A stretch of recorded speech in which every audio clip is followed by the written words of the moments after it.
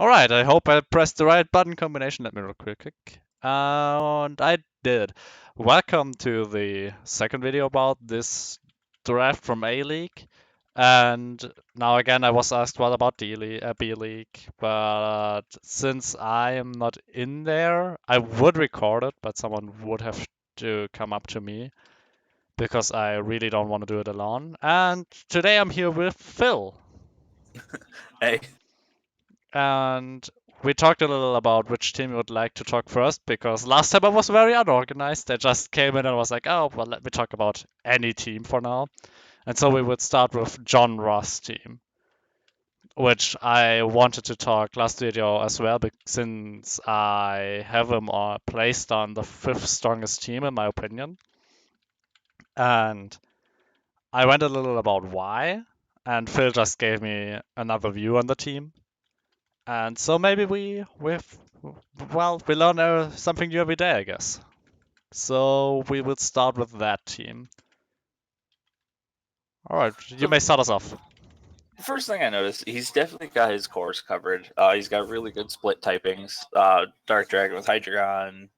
He's got his first three on the list is Psychic, Dark Fighting. He's got a major core covered there. He's got Breloom, Araquanid, and Volcarona for his Fire, Water, Grass. Oh wait, sorry. Yeah.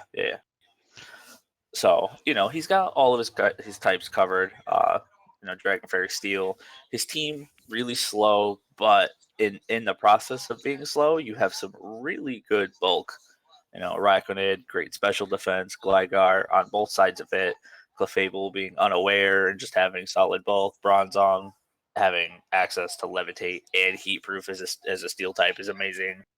Porygon 2 for a fat setter, Cradily to stop water types. He's definitely got flexibility across every member of his team. Oh yeah, and something about Bronzong, which I really like, is people often don't want to use like Earthquake or Earth Power against it, and the chance it has Levitate, and so you often get away with the Heat Proof because people will not test for it because they are afraid that you might just run the Levitate and the Earthquake goes into nothing. And you give the opponent a free turn. So that's why I think Bronzong is actually really, really strong in general. Bronzong is a great pick, especially in a draft format. The ways around that, though, definitely if you can, if you're up against a Bronzong, if you're better off running the fire type anyways, because fire, even with fireproof, it still does damage, just half. And if you're unsure about him running Bronzong running Fireproof or Levitate, run a Spikes user.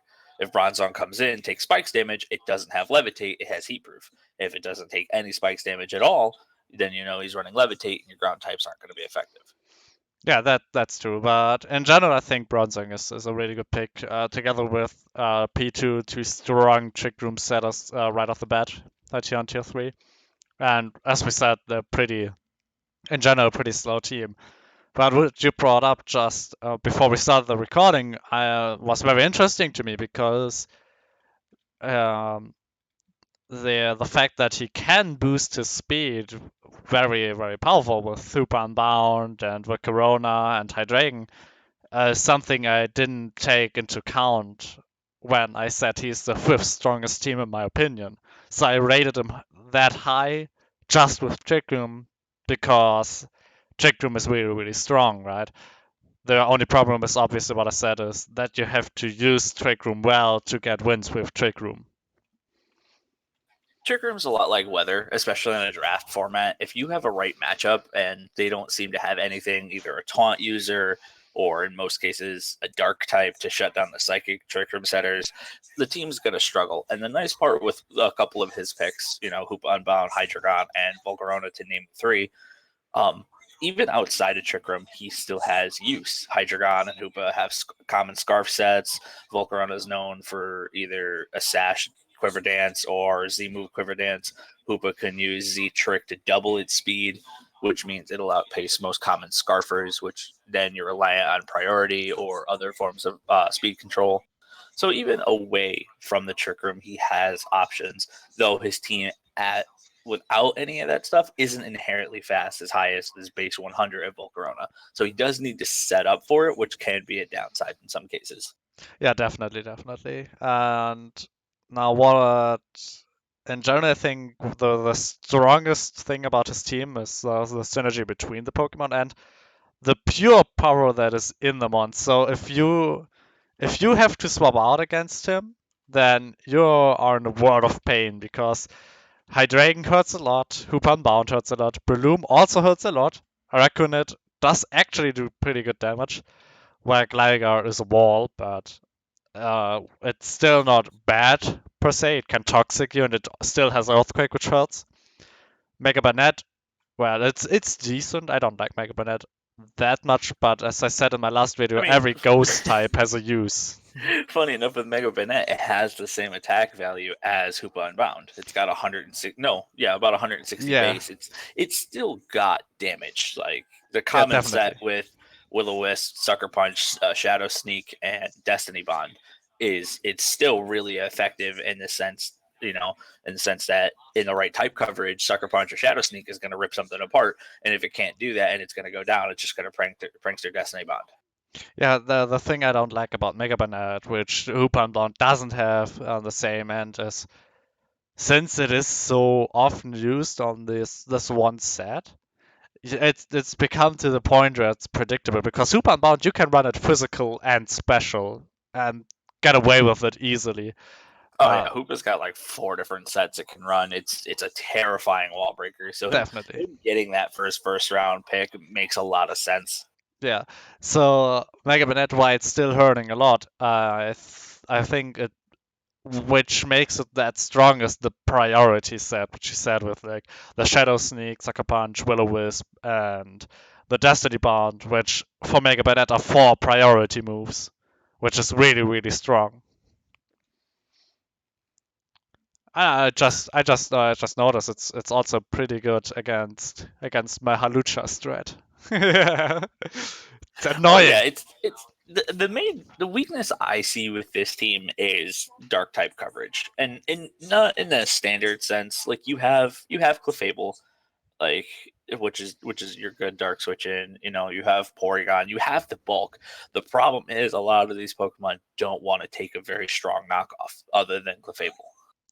But to be fair, even a lot of Pokemon that can the dark type Pokemon you use knockoff on.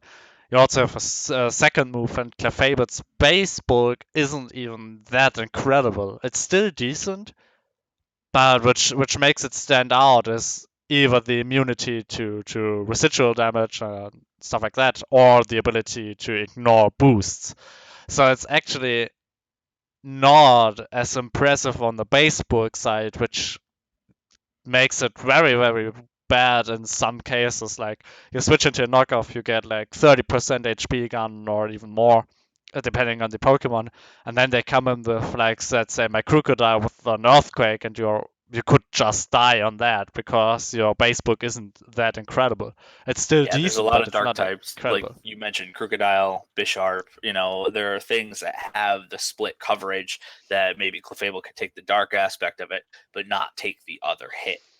Yeah, and that's a big problem for Clefable, in my opinion. That's also why I would say it's a good Pokemon. It would be too strong for tier two, but for me it's one of the weaker tier ones because it lacks the speed to do a lot, and it also lacks the base high bulk to make a lot out of it. But it definitely has a case. Like Unaware is an amazing ability and some matchups, right?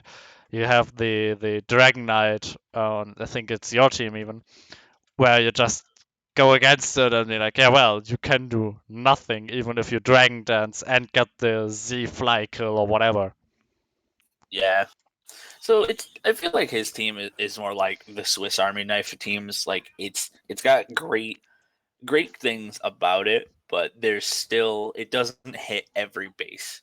It's not perfect. It's not ideal in every scenario, which you're gonna get in a lot of drafts. Covering everything is a very hard thing to do. But I feel like John's done a really good job this draft, at least this season. Definitely, definitely. And I think that's what I said. He's for me number five, being a very strong contender. And the only thing I see is I think the group with Pat, and he has the week 2 matchup with Pat, really shows the test of time.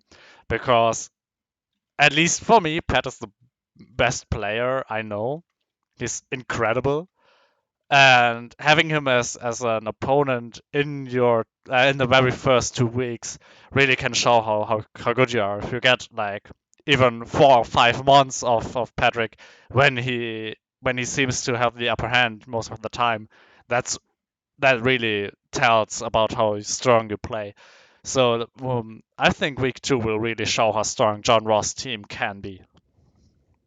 Yeah, his draft is definitely strong. He just has to be able to use what he's drafted and understand it at a fundamental level to make sure that when he goes into his week 2 matchup with Pat, he's going to have a good chance. I feel like he should. I agree with you that John Ross's team is one of the top 5 drafts of the season.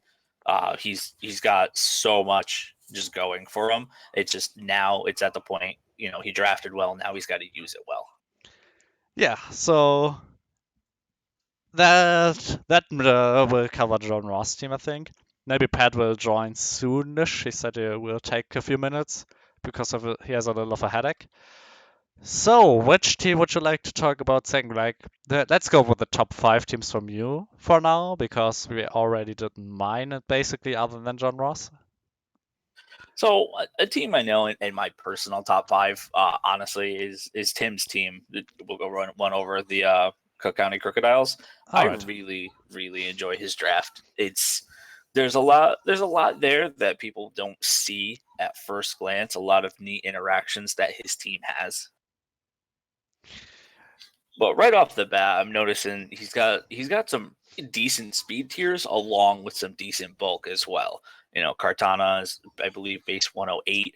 Yes. Nihilego is 102 or 103. He's got Garchomp Mega, which outside of Mega is 102. Galvantula 108. He's got a speed there. You look on a bulk level, Nihilego is insane on the special defense. Oh, It's got a absolutely. great HP value, great special defensive typing. Obviously, its defense is its weak point, much like Hoopa Unbound from the previous draft we were Yeah. covering. But and then you have other things like Rotom Heat, Tapu Bulu, Suicune, just really fat Pokemon that are hard to get rid of unless you have the absolute right coverage or just a way to brute force it. Honestly, I like the synergy between Cortana and Nihilego because they feel like quite the opposite of me. Cortana has an incredible defense. So even if you hit it neutral, you often will not kill it, even though its HP base is not as incredible, just because the defense is like 131 or something like that, which is Its insane. base defense is 129. It's crazy high. Yeah, and Nihilego being this super strong on the special defense, so I really like what he has going there with the super strong physical and the super strong special wall right off the bat in tier one and tier two. And as you said, Suicune, well, everyone knows the terror of Suicune. If you forget to pick a Pokemon specific against it, which I will cover in my week 1 replay maybe, because then we saw the opposite.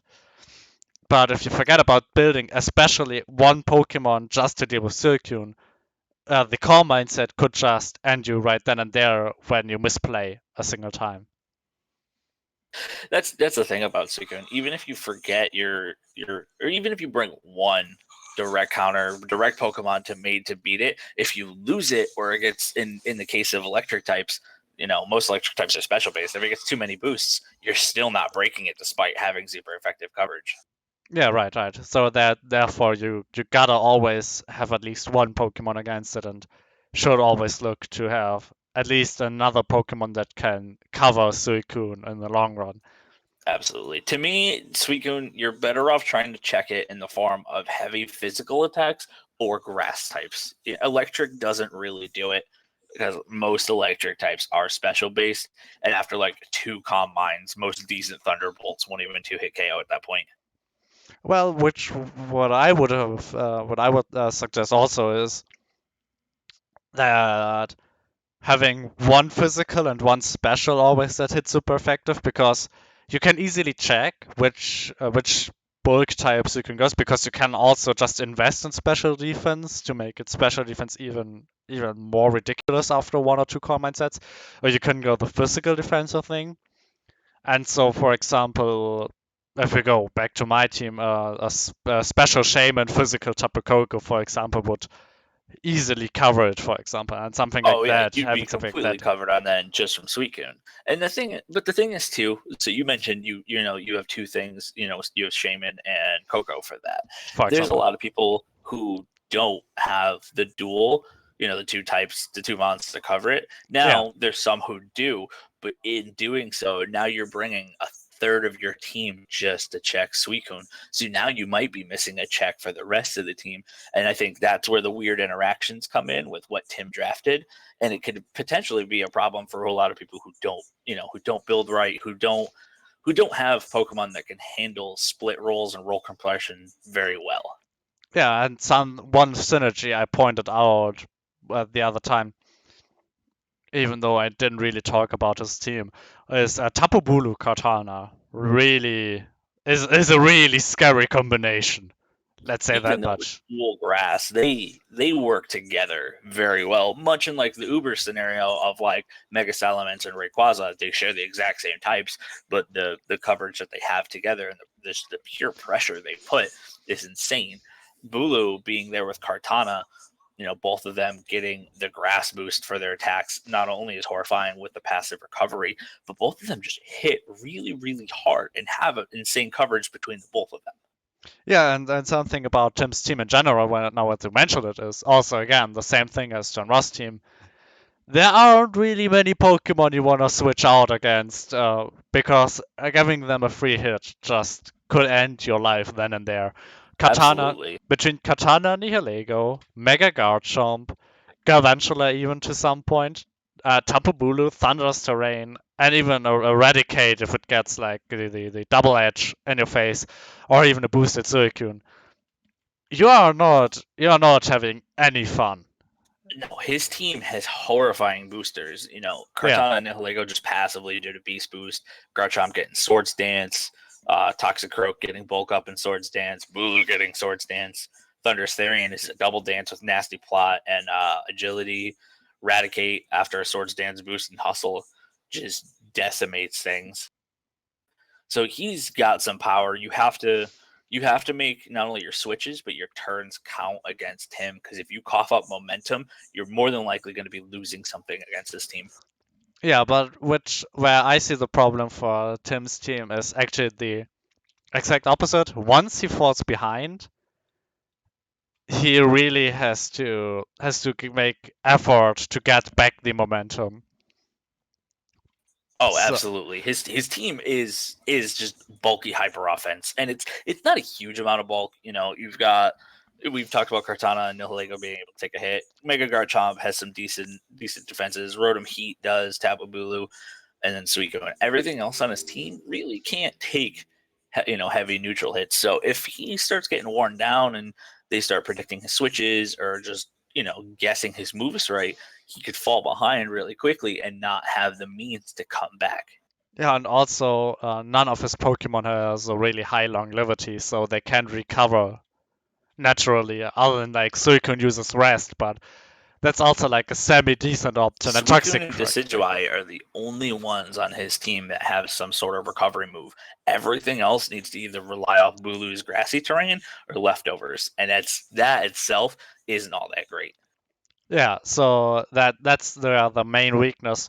Where I think also the struggle comes in where Spikes and Stealth Rocks are really, really good against his team because he can't heal them out that easily, and so he has to use Rapid Spin and Defog just to get rid of the damage that would otherwise kill him in the long run. So The nice part with that though is he has three separate defoggers between yeah, Kartana, Rotom Heat, and Decidueye. So he's got the way to clear hazards. He doesn't set that many himself, which is kind of nice. It's really just stealth rocks and webs. So if he has to clear it, he's not losing a whole lot. yeah. Though in general, I like having at least one Defog and one Rapid Spinner because stuff like Bishop is out there, and you really dislike Defog against Bishop. It really Oh yeah, hurts. with Defiant Mons out there, like that's a big. If you're running hazards and you have something that has access to Defiant, you're gonna have a decent advantage over Tim's team. Yeah. In he's going to be forced to defog at some point, and if you can guess it and get the free boost, with something like Braviary or the base Tornadus or Thunderous Forms or Bisharp, you're going to have something that now can just start punching holes in his team. Yeah, and that's where I think the flaws of his team come in. And now the other Yeah, his thing, biggest weakness is definitely being prone to being worn down or just falling behind. If he doesn't play well, he will fall behind regardless of what the enemy player does. yeah, and so that's how Tim's team can really fall apart. So it's all about the player, and I think that's also something where the trouble can come in because all the people I know that are in this draft are really good players that can know how to gain momentum and keep it. And then that's the battles Tim will really have problems. Like we saw week one against me. I know, like as I said, Pat is maybe the best player I know in general. He's so good. Phil, you are an incredible player as well, knowing how to keep momentum, knowing how to use it. I played against Jacqueline a few times, so I saw her really having the also a hold on momentum once she gets it. And these are the people I only the people I know, and I was told that both Johns, for example, are really good players as well. And I think that's where the problem of the team can come in. Like Tim always has to outplay the opponent, and that can be very difficult against a few of us. Yeah, I think Tim's major weakness isn't his team. I think his draft is one of the better ones, come with versatility and flexibility. But his issue is going to be he himself as a player. Can he use his team properly? Because he's got the draft, he's got the coverage, he's got all of his cores and bases set. He's got webs, which not a lot of teams run or have answers to immediately. So he's got what he needs to succeed. He just has to apply it. All right, and since Pat just joined, while I will grab something to drink, Pat can give his opinion on Tim's team. I will throw him in the cold water if we can hear Or him. Oh, there he is. can So can can you hear me? yeah, we can Yes, we hear you. can. So you All can right. talk about Tim's team while I grab something new to drink real quick. 1 second. Well, Tim's team is definitely very scary. Um, we have Katana, we have Mega Garchomp, we have Tapu Bulu, we have Webs, Defog. But really, the only thing missing here is Rapid Spin. Since I don't really like Webs without Rapid Spin or without the Rapid Spinner basically. Um, yeah, that's pretty much it. Grassy, grassy terrain, boosting Katana step move.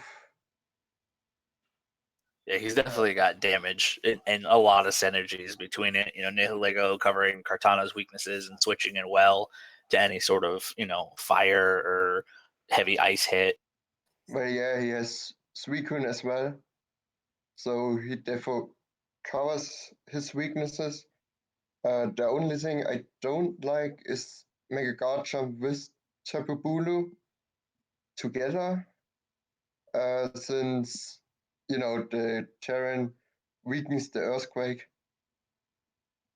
So yeah, it kind of makes it harder for Garchomp to really put out damage.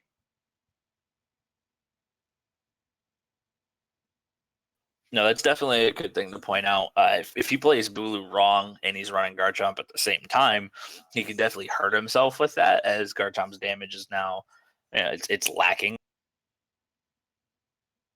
Yeah, that's the thing, because But I've um, noticed something cool with Garchomp. Much like Cure and Black, it can run a special set. Not as effective, but you know, Draco Meteor and Fire Blast having insane bases oh yeah, itself he can run a neat set like that where the opponent might not expect it, and and Bulu now is not afraid to be run on the side of Garchomp. Yeah, the coverage of Garchomp, the special coverage especially, is insane. You have Draco Meteor, you have Earth Power, Fire Blast. Yo, You have Garchomp's Fire Blast is legendary, like especially against stuff like Tangrowth or, let's say, the Scissors. Yeah, I'm a big fan of Mega Garchomp. Just as it's a lot of people overlook it because it loses its speed tier. It goes from 102 to 92, and a lot of people are off put by that because it's a major dropping point. Whereas 102 is really solid. 92, you're like, that's a crocodile, whatever it is. Yeah. The thing is, there though, with that you gain a huge boost to his special attack, and now the option for a mixed attacker, which really allows Garchomp to break past certain things, as you pointed out, Tangrowth, Sizer, even it's really good. It's great coverage.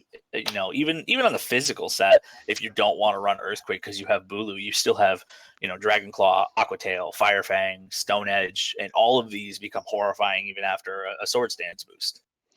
Absolutely, absolutely. And the thing about Garchomp or Mega also is you don't have to Mega right away. And so if you feel like, oh, base Garchomp would be enough for your team against a special week, you can just put on the Mega Stone, but never Mega Evolve. And if you think, okay, I need the extra boost of my Fire Blast, for example, just to make sure something dies, you Mega then and get the Fire Blast kill. But for that time, you still have the incredible speed here, right? With 102, that's really strong. And so that's You something definitely very good. hit on a big point. It kind of goes with the theme of his team, is that he's got versatility. A lot of Pokemon here can perform different roles. And Phil can also perform as a robot for me.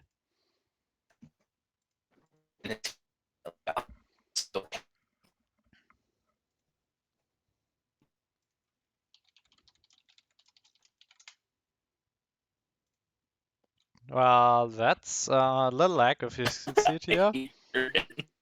Oh, snap. That's incredible. 27. Oh, Oh boy. Um, Let me see if it's something on Discord or if it's me. Well, here I have a good connection. Well, do you hear me? oh, yeah, that sounds Yeah, better. I think it was the server because on my other server, my personal server with my best friend, I had perfect connection. Well, Yeah, it could now be we this heard. one. All right. Yeah, So you whoever were it is, I think it's gone. you were talking about the great versatility between his team. Yeah, his versatility is just nice. It makes the team itself have a lot less weaknesses to your standard draft, but now his major thing it boils down to is he is a player able to use this draft to its best ability. We've given a lot of good pointers, which I hope he watches this video because it'll give him a lot of ideas of how to better himself in certain matchups. But he needs to be aware of it because this team, if played wrong, you're going to have a lot of dead weight. Yeah, and I hope people watch this video. Like, I hope everyone watches the video. Just not only because I like making videos that people watch, but the main thing about it is you really, really want to watch these videos if you want some advice from other players, because we always say, oh, here are the strengths, here are the weaknesses of the team, and maybe here's something he can switch out, and here's what he has to look out for. And that really gives a good direction if you're unsure on a few matchups. So having watching these videos, for example, now even especially with us three, and as far as I saw in chat, we three are really respected on the draft league in general. Then and especially like Pat and you, since I wasn't there last season, but Pat and you are really high up there with people that earned their respect from everyone else. Having your opinion on there might even change a little something on the team, which could power up the team in general. Oh, I fucked up there. That's not Zero, that's Cartana. Yeah, no, that's not Katana. Who was John's? It was Katana was Tim's team. Who was John's Yeah, first pick? so- Cooper and Mount. Yeah, I accidentally pressed 0 while going over the teams from left to right again. Oops. Alright. Yeah, can happen. Well, and so yeah, that's something I'm really looking forward to, that people really think about. Well, what did like, for example, Pat, Phil, and Lauren say in the video? Which parts do I agree and which do I disagree? So, for example, I was told Mega Latias might be better for my team, but since I'm a hyper offensive player, I know that I prefer Latias, and I can't play Latias as well, I mean, and the thing stuff like is with that. drafts, like, comfort picks are a big thing. You don't just Yeah. want to draft Pokemon that you think are good or just off a matchup basis. Like, if you're not comfortable with using them, what they're good at might fall on deaf ears. You might not be able to use it to the potential that it could be used. So having some sort of comfort picks with Pokemon that you're familiar with, that you like their sets, you like what they do, and in most setups you can actually get some use out of them, that'll go a lot longer of a way if you have to, forgo some sort of either one of your cores or miss out on a certain coverage. It's, there's a balance to do. You don't just want to draft a team of strong Pokemon that you have no idea how to use. Yeah, I remember the one time I played Mega Medicham in a draft league, and suddenly everyone was just expecting to lose against me because it's my most famous Pokemon. I got all my fame in other groups just by smacking people around with it and using it Because it's to the set. horrifying if used right. The coverage and the power of that Pokemon. Yeah, and That was one of the things, like with last season. Levi, I believe, had Mega Champ, and he also had Zygarde 50%. So most of us at the start, we saw Levi's team and we're like, oh crap, this is not going to go well on any sort of matchup. Who do we have that wants to eat these big hits? And most draft rosters have maybe one or two Pokemon at most that can stomach one hit from each of those. yeah, and that's where even some Pokemon really shine, because no, for example, I always go to my draft because I know my draft pretty good. Kofragigas, for example, is something tier 4. You can switch it into Mega Medicham and as I got 50% and still be fine with the 160 base defense or whatever shit it has. Some Pokemon like these, which people don't often think about because they are lower tier, really, really can take quite a lot of hits from this strong Pokemon. And that's why they become so valuable to you, because they don't take away the power of your team on the offensive side and still give you decent defensive options. Or stuff like Celesteela, even I see on Frank's team, that's pretty good too. Celesteela is broken. I mean, he has Celesteela Toxapex, so that's actually annoying. That's really, really scary. Have we Like he covered has, Frank's teams yet? like he Uh, has no, we Celesteela, he has didn't, but Toxapex. it's incredible. Well, let's go over the next top 5 team of one of yours. Well, Phil, you just gave us Tim. We had John from me. So, Pat, maybe you want to give us one top 5 team out of your perspective, and we will talk about it. 5 team. One of the top 5 teams. We both started with like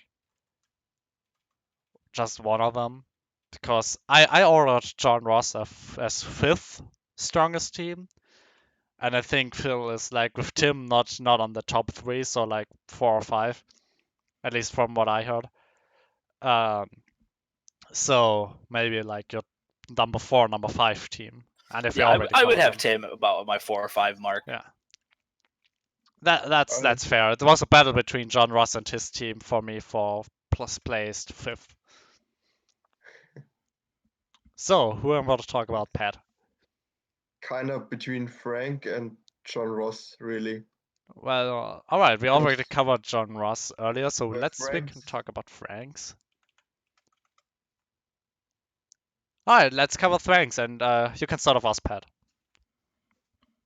well, just looking over it, we have Well, Celesteela and Toxapex, two really, really fat mons. They can take a lot of hits. By the way, I on love that both Pat has sides. the most German English possible. Well, excuse me, Princess. I'm not used to talking, so.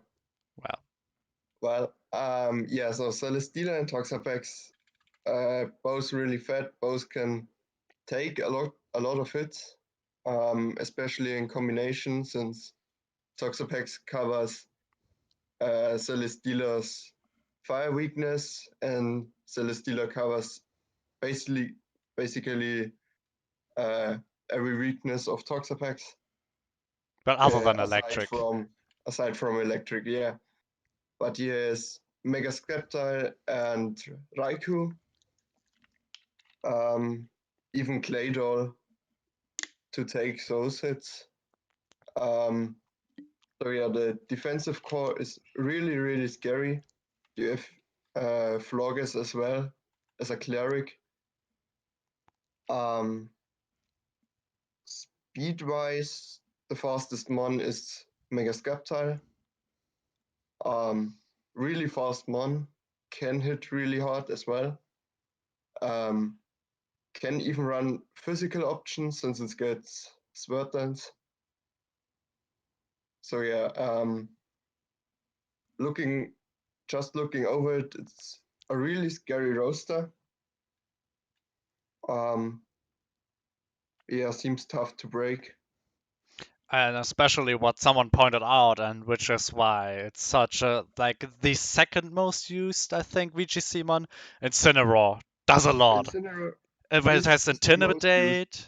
It's even the most used now because I know it was a bit behind Lendo T the last time I checked, but No, I'm not it's into VGC. in the new rule set. It's the most used Pokemon with 80% usage.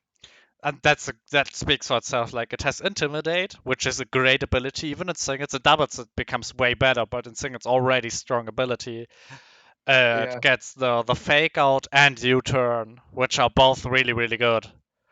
And it so gets I think Fake Out, U-Turn. Incineroar is like the unsung hero of his team. Actually, it's like a Pokemon between Celesteela, Toxapex, like Mega Sceptile, Raikou, and Florges and Claydol and Fortress even. You really think like, oh, that's so strong Pokemon, but Incineroar is often forgotten about at that point. But it's a really really strong Pokemon in its own right. Yeah. So, well, what other mons do we have? I saw Sneasel. that one, Phil. I saw that one, Phil. He said nothing. Well, I don't know. For me, Frank's team is a little weird. I feel like it's a good team, but he almost lost his identity a little bit with some of those picks. So I see Celesteela and Toxapex and Sneasel, and I automatically think he's going for some pseudo Weavile stall team, which has had really good use in Gen 6. You still see it pop up in Gen 7 OU. The thing, and no one drafted Stall, so he could have gotten every Pokemon he wanted. Mega Sableye to patch them up a little more. A Blissey. He could have gone a full Stall route, and no one would have stopped him in that sense. Now, with those three picks, granted, Celesteela has the flexibility. You can run a very offensive Z move sweeper, which I've used before. Like it was 2 seasons ago, I used it and got amazing results out of it. So as an Well, but offensive mod, it's Celesteela fine. is your waifu, so in general, your Celesteela is I more love that scary. Pokemon. I love everything it does. It's great. It's just the Toxapex pick really throws me off here because it's not really a Pokemon you see with a more offensive oriented draft. Now, don't get me wrong, it brings great utility with haze and toxic spikes and throwing out scald burns on anything else, immune to poison. I feel like for his team, it can cough up momentum when he doesn't need it. It's in some matchups, it's to be a liability, but he does have Gyarados as the other water type if he wants to go more offensive route with it. Yeah, and that's something I think which people often don't think about in draft leagues. While in OU ladder, every sweeper has like at least a decent speed tier, but there can be slow sweepers. You really have to watch the speed tiers in draft leagues, since the drafts are so limited, and the versatility between the team is so limited. Faster Pokemon just get amplified because they can often just run like Adamant, for example. Like Phil remembers Adamant Lopunny, I think, Uh, too well for my own in good. UBL, that was that. Yeah, but that's such a perfect example. That was what, week 1 for us. Yeah, that was week one. Yeah, week 1 matchup in a different draft league. I was against you. You had Mega Lopunny, and I had something calced out to beat it as a Jolly Lopunny, but not take the hits from Adamant. And you saw my draft roster and realized you didn't need to run Jolly for any reason. So speed tiers are, like you said, there's something really sensitive, and if you overlook them or just don't have the means to deal with something fast, you're gonna be in a bad situation. Yeah, and that's why also Pat picked Zeraora, and I think that might even, since Lando is gonna be the strongest pick for tier 1 first round. While I like the Mega Scissor, for example, I really like Scissor in general. I think Zeraora, because it's so fast and hits like a truck and has so many different moves it can run, uh, that's one hell of a Pokemon right there, and it often can just get away with running like the damage boosting types and whatever natures. And like, yeah, I forgot natures, the word natures for the moment. And What are natures? yeah, Well, it's nice that you mentioned something like that, because that's like, so you had covered Sceptile as being a solid mon, and I agree that it is. I'm more partial to run the physical set just because you can get more damage out of it with Sword Stance. But now that we've hit a speed tier point, Mega Sceptile's base speed is like 145, which is insanely fast.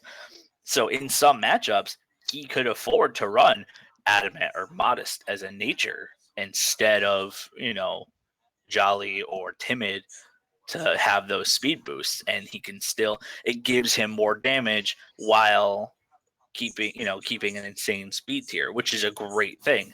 Which is, I think I can see why both of you guys really enjoy this draft, as it's not really a versatility thing. It's more of smart Pokemon sets in the EVs and IVs setting. yeah, and that's something people always have to look at. Like, uh, Pat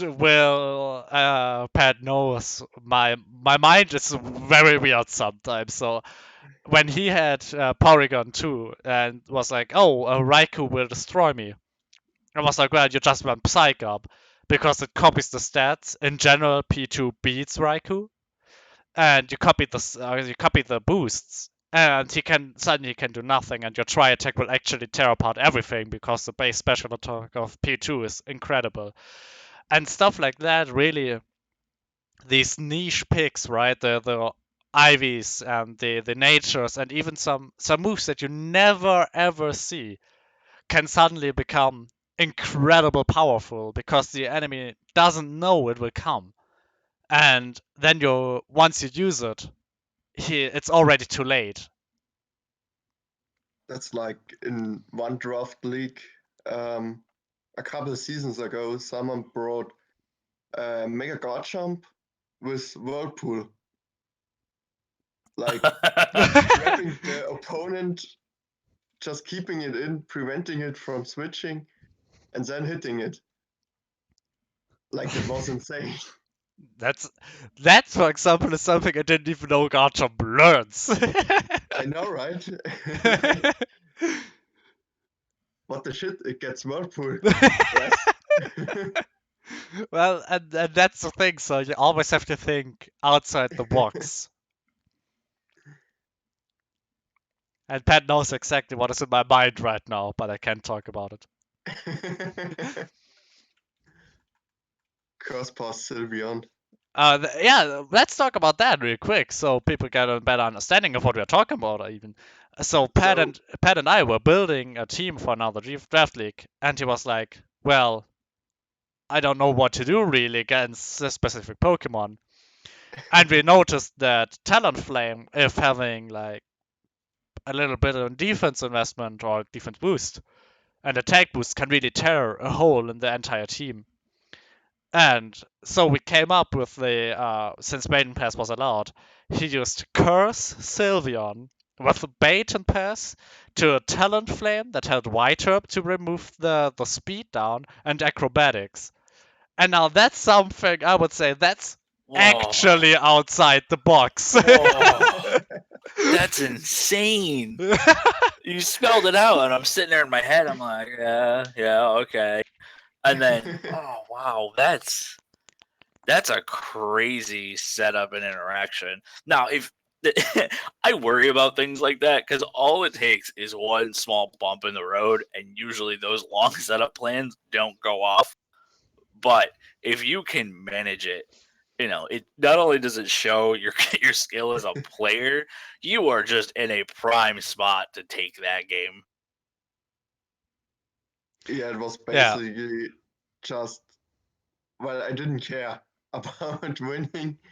So I went with the most insane heat I could think of. And found Curse Sylveon to be really, really good versus the roaster I faced. So it just was like, let's put it in.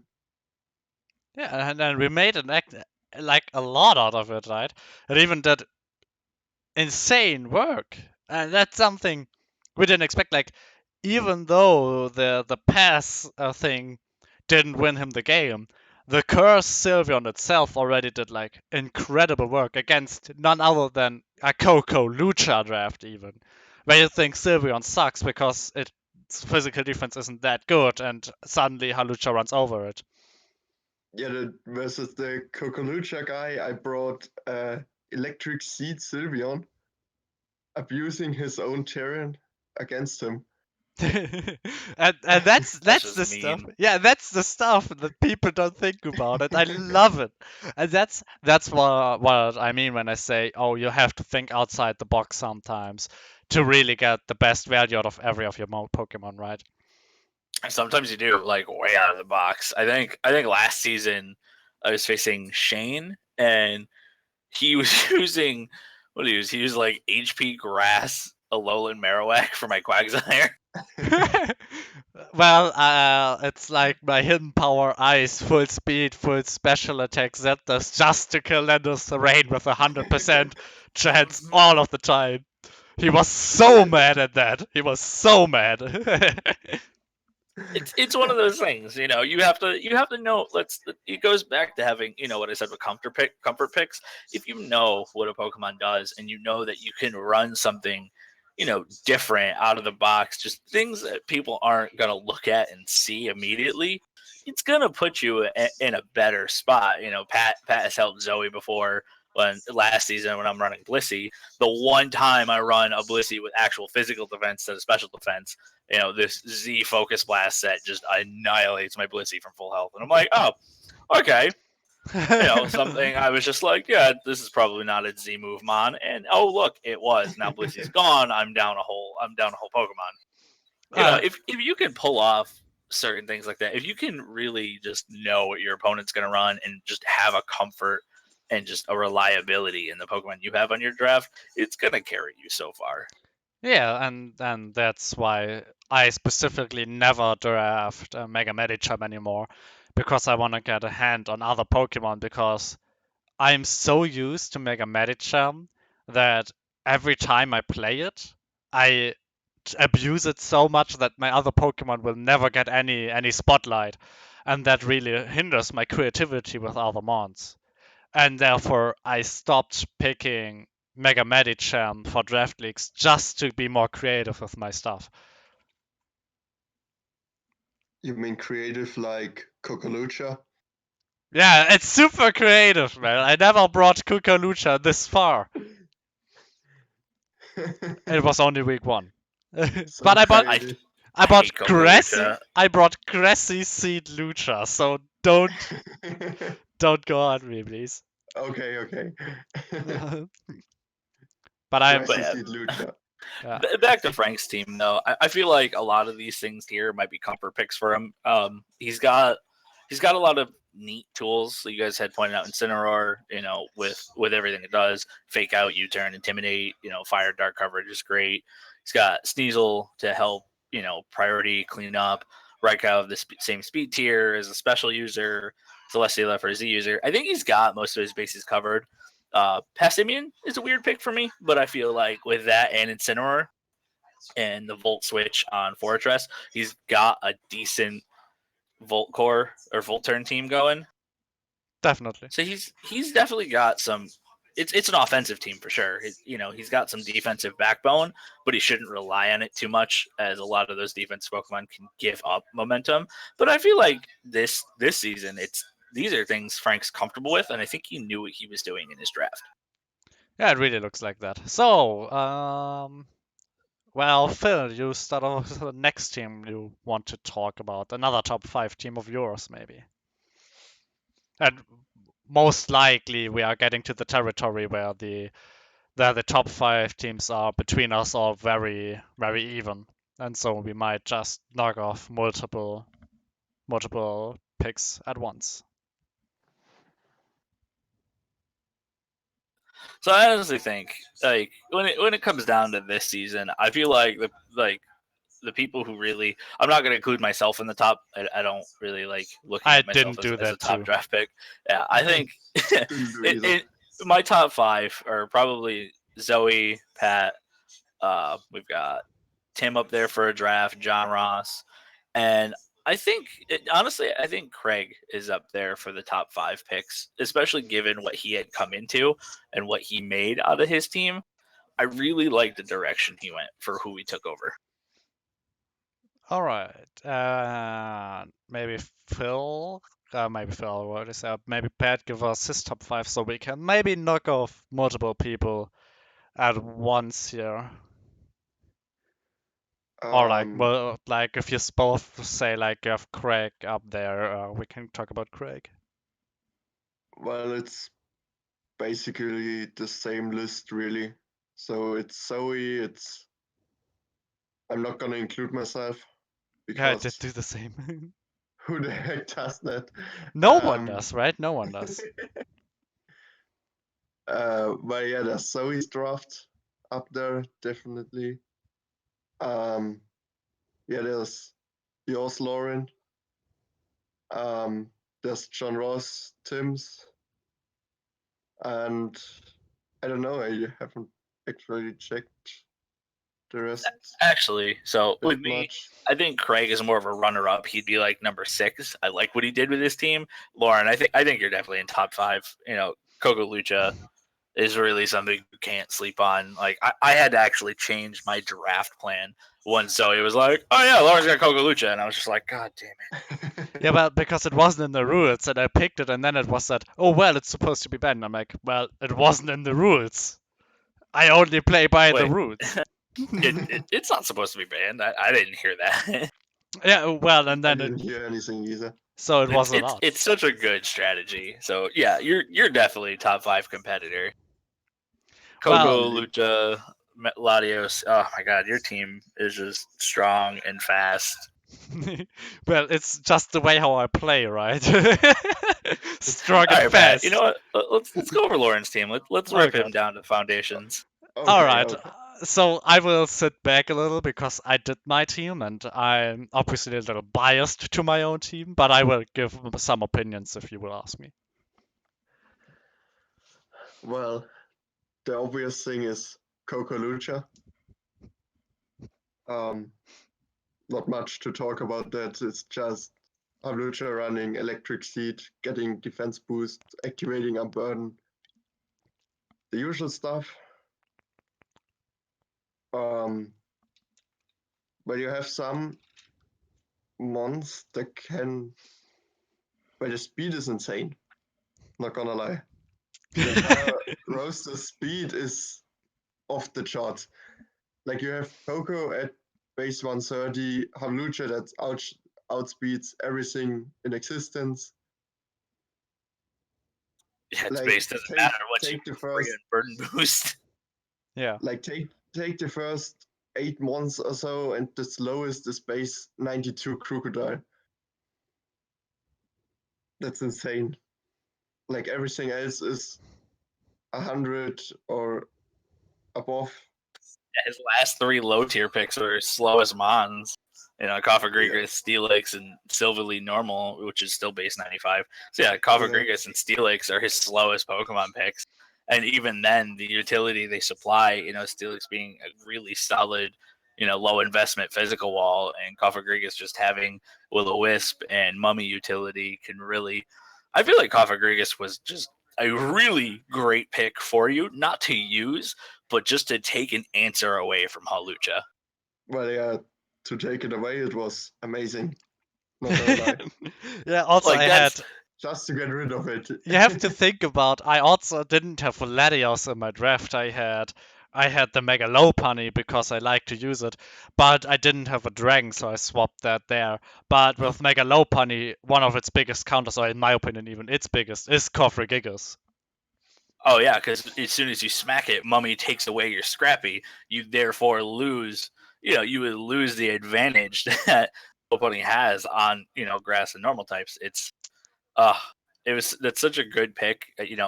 I'm glad you did that and actually pointed it out. Some people don't realize, in draft leagues, some people just draft mons they want to use. They don't draft things that would counter a few of their picks.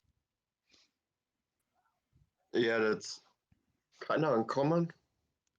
It's an uncommon strategy, but if you can take away, the great. answers you need, if you can take away the answers that people can have to your team, you now put yourself in a better position because now they have to struggle. Like I struggled to make my draft mold to not have an auto loss to Coco Lucha. I sat there racking my brain. And I was just like, what do I need? And then certain things that I was going for got sniped. And now in a situation like that, you now put the pressure on that player. Do they just say screw it and give you the auto win in a matchup like that, or do they adjust their draft and try to find something that it's not just solely a counter to that, something that they can use. Yeah, and for example, Cofregigas is still a good Pokemon for me to use in certain matchups. Like, let's say the Mega Medicham team, the KK, he I will definitely or most likely bring Cofregigas, and it's not even something you wouldn't think about, because Omega Medicham would struggle against it. Crobat is getting annoyed by it. Like, you have so many ways to annoy these drafts with just one Pokemon, and that's what I also said earlier with Mega Banette. Every ghost type has its use just because it blocks fighting, normal, and therefore also rapid spin, right? And so every single time you pick a ghost type, you have the immediate utility of that just for free. Aside from Rotom. I don't like Rotom. Normal Rotom is weird. But yeah, basically, ghost types are really huge in drafts just because of spin blocking. Spin blocking and then just stopping, heavy hitting fighting and normal types. Yeah, heavy which hitting is fighting. which is where Hawlucha becomes more of a horrifying thing because it's not just reliant on high jump kick; it's got an insanely strong acrobatics, and especially after you cough up. You use the seed. Now you're getting unburdened and full powered acrobatics. But in the case of Lauren, I feel like because you drafted those two, you're not limiting yourself on creativity, but you're almost forced to bring it in some matchups where it's just really strong. And because of that, the people who do have answers for it are gonna try to check that. They're gonna have things. So it can be a very linear limiting thing in the sense of your team, but you have other things on your team. Rabombi for webs, which allows something like Arcanine and Crocodile, who have really good offensive stats but kind of mild speed, to now become threats. Crocodile to remove the items, Latios with Dragon Dance, and just an optional physical set. You have your defensive backbone of Cofagrigus and Steelix and Tentacruel. You have things to make it work away from Coco Lucha. and they also function well on their own away from each other. Yeah, and the thing about Coco Lucha is it's the same thing with like the Suicune. You really have to put at least 2 mon just to make sure that that doesn't get out of hand, because you could always lose one just by a misplay or got a predict on my side. And so the power of these two really is only limited if you just have at least 2 answers to face them. And therefore I really like them on the draft league, because you're already limited in your building session, and then you have to build so specifically against just 2 Pokemon just to make sure that they don't roll over your entire team. I think one thing I'm noticing is a weakness, though, and it could really come to bite you. Your team is fast, but you have no answers to priority. You have nothing on your team that uses priority, and even your common things like Halucha Coco don't want to take a heavy boosted sucker punch. And in the case of Bisharp, that mon can actually be a very big problem for your team with Defiant. Webs would give it a boost. You can send in Crocodile, but Intimidate is going to make it drop and Well, then if boost you it up one stage. if he runs Intimidate Crocodile in the first place, like it Yeah. could be Moxie. Oh yeah, you're honestly in against a Bisharp, you're probably better off running a Moxie, Moxie set. Yeah, absolutely, Besides, absolutely. with Havlucha running Electric Seed, it gets a defense boost, so it doesn't really care about the sucker punch or really If priority as much. that's if Lucha comes in first. If one of Yeah, these that's priority the thing. mons has a chance to get the boosts before Halucha comes in, Halucha could be in a problem. Yeah, that's something in general I feel like uh, priority is always annoying. I'm very happy I have Arcanine for extreme speed, just to be sure to get these, just to be That's sure to right. get I these forgot final Arcanine kills. got that. And but in general, why I'm not too worried about priority is because often the way I win matches is not on team building, because as most people know, in base OU my team building sucks. I'm really, really bad at building teams for ladder because there are too many options. I can't deal with these many options. And so while I'm also limited, I feel like that's where the actual skill from me comes to play, where I'm really good at predicting what my opponent will do and just abuse like split advantage to really get ahead on the match and get the momentum. And therefore I don't worry about priority as much as others maybe do.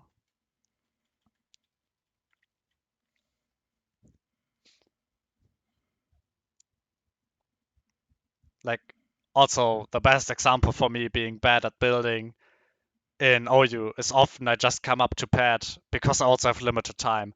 Be like, yo, Pat, can you build me an hyper offensive team for a tournament? And he just builds me an insanely good hyper offensive team, gives it over to me, and I go undefeated most of the time and the tournaments I do participate with that team.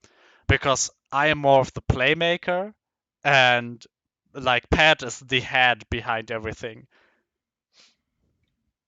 Yeah, that's basically, yeah, that's where we complement each other. I can team build like that's why I do well in draft. I can counter team really well, but I play too safe, and that's where Lauren has the advantage, because Lauren can make plays that are risky but work out. Yeah, so if you want to defeat me in a match, you really have to play, I would say, stupid in a normal sense of way, because I predict what you're gonna do, and so you have to think outside the box and do other plays that others would expect. Otherwise, you will never get a switch advantage against me. And I remember the first time I fought Pat because that are like two worlds colliding each other. And I still remember to this day that he was like, "How the fuck can you switch that much perfectly against my switches?" And I just knew he was gonna switch because with Pat, for example, the bulky way he plays and the defensive the way he plays, it makes some switches just predictable when you get in his head at one point. But on the other hand, I'm always like, well, I can't kill any of your mons anyways if I hit them. Can't kill me if you can hit me 7 times. So, and I think that's where the synergy comes in. So Pat and I also always build together because it's so different playstyles that some Pokemon that I don't think about, Pat will be like, "Oh yeah, that's great." And sometimes he has a Pokemon he doesn't think about, and I'm like, "Yeah, well, that can auto win the entire match right then and there."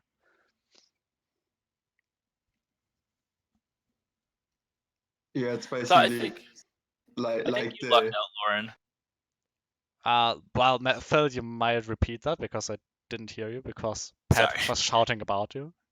I think you lucked out. I was looking at who drafted what, and I of priority users, Bishop's drafted. You have answers to that. I think another one that can do well against your team in most cases is Azumarill, and no one drafted that. Yeah, but I think that's also because people don't respect Azumarill as much as they did in the past because it's just slow and it relies on its In a draft ability. setting, though, that water fairy typing, like, granted, you have answers to it. Cofagrigus, might not want to take the knockoff from it, but you might be willing to sack Cofagrigus to the knockoff to make it lose huge power, which is a massive damage reduction on it. But in cases, in the case of Azumarill, if Cofagrigus is already gone, and even Latios isn't gonna want to take full boosted Aqua Jets after Stealth Rocks. There's some people don't realize how good priority actually is. Which is a reason why I picked up Mega Sizer. That Pokemon in some settings just completely invalidates speed tiers and just okay, well, I just bullet punch to win. Yeah, that's something you always have to build around. You always have to think about, well, but that's the thing again. Scissor is so known for its bullet punch that you kind of always just naturally build against it, right? You never sit there and be like, "Oh, I didn't expect the bullet punch from it." Yeah. And so that's other thing with priority users. Very often, priority is kind of predictable because when your opponent drops low or has some specific ones like Scissor, you always know that they bring the priority, and so to play around it makes it's easier to build and play around it. Obviously, it's still not a free win. Like Mega Scissor is still a strong and annoying Pokemon. Yeah, I mean, you can have your checks and stuff to it, but that's where team building becomes a thing. It's a double-edged sword. My Mega Sizer may be linear in the sense of priority, and you have your answers to it. But if I have answers to those answers and wear them down, it's much the same of Coco Lucha. People can bring what they need to check those two Pokemon, but if they slip up and lose one of them, they now are playing from behind because like, all right, I can't allow these Pokemon to get traction, and if they do, they're going to sweep and rip a hole. Yeah. Also, since you mentioned your Mega Scissor, honestly, I think the most scary Pokemon on your draft, in my opinion, is Cloyster because it's a tier 3 that just can end an entire game. It's so annoying to build around it, and I don't even know. I'm not sure if I'm quite sure that that Pokemon will ruin my week 2 because it's annoying. It's super annoying. And also, I have some Pokemon that are weak to like these specific setups, right? So just because some of my Pokemon are so predictable, Pokemon like Cloyster can really come in hard and get their shells off without being punished sometimes, and that's something really annoying. And I think that's the biggest weakness of my team. That some of my combinations like Coco Lucha or the Tentacruel. Tentacruel is such a predictable Pokemon to many cases that they they are way too easy to set up on. Yeah, in some cases, that's where momentum's a factor, and you have to be sure that you know how to double switch. You know what an opponent still has left that they could set up with. Because you're right, Cloyster, even though it's tier 3, Shell Smash just makes that Pokemon absolutely horrifying. Like it still doesn't outspeed Coco or Lucha after the seed boost, which is fine. But it's still, in the most case, in the rest of your team, it's gonna do something pretty devastating. Yeah, I'm afraid. I'm quite sure I will see it on your team, but I'm not sure how to handle it. But we will see week 2. I am hyped for week 2 because like Phil is maybe even my most favorite opponent. I just like to play against Phil. It's always fun. Oh yeah, the matches are always great, except for last season in UBL. Except for the one time you got smacked, yeah. All right, let's talk about the next team then, shall we? So, Did we even talk about Craig's team? well, we didn't talk about Craig's team because he's like placed 5 or 6 for Phil, and you don't even have it on He's your a list, runner-up really. for me, and that's because he stepped in with literally like a mono ice hail team, and actually with the draft had already been done at that point. He stepped in, found these picks that no one took, and made something that I'm looking at and I really like. He kept the hail core with Ninetales and Sandslash, which again, weather, as we said earlier, it's a lot like Trick Room. It's very oppressive if used right, and if you can hail, especially with Aurora Veil or whatever the move's called, like you can get your Pokemon some insane bulk.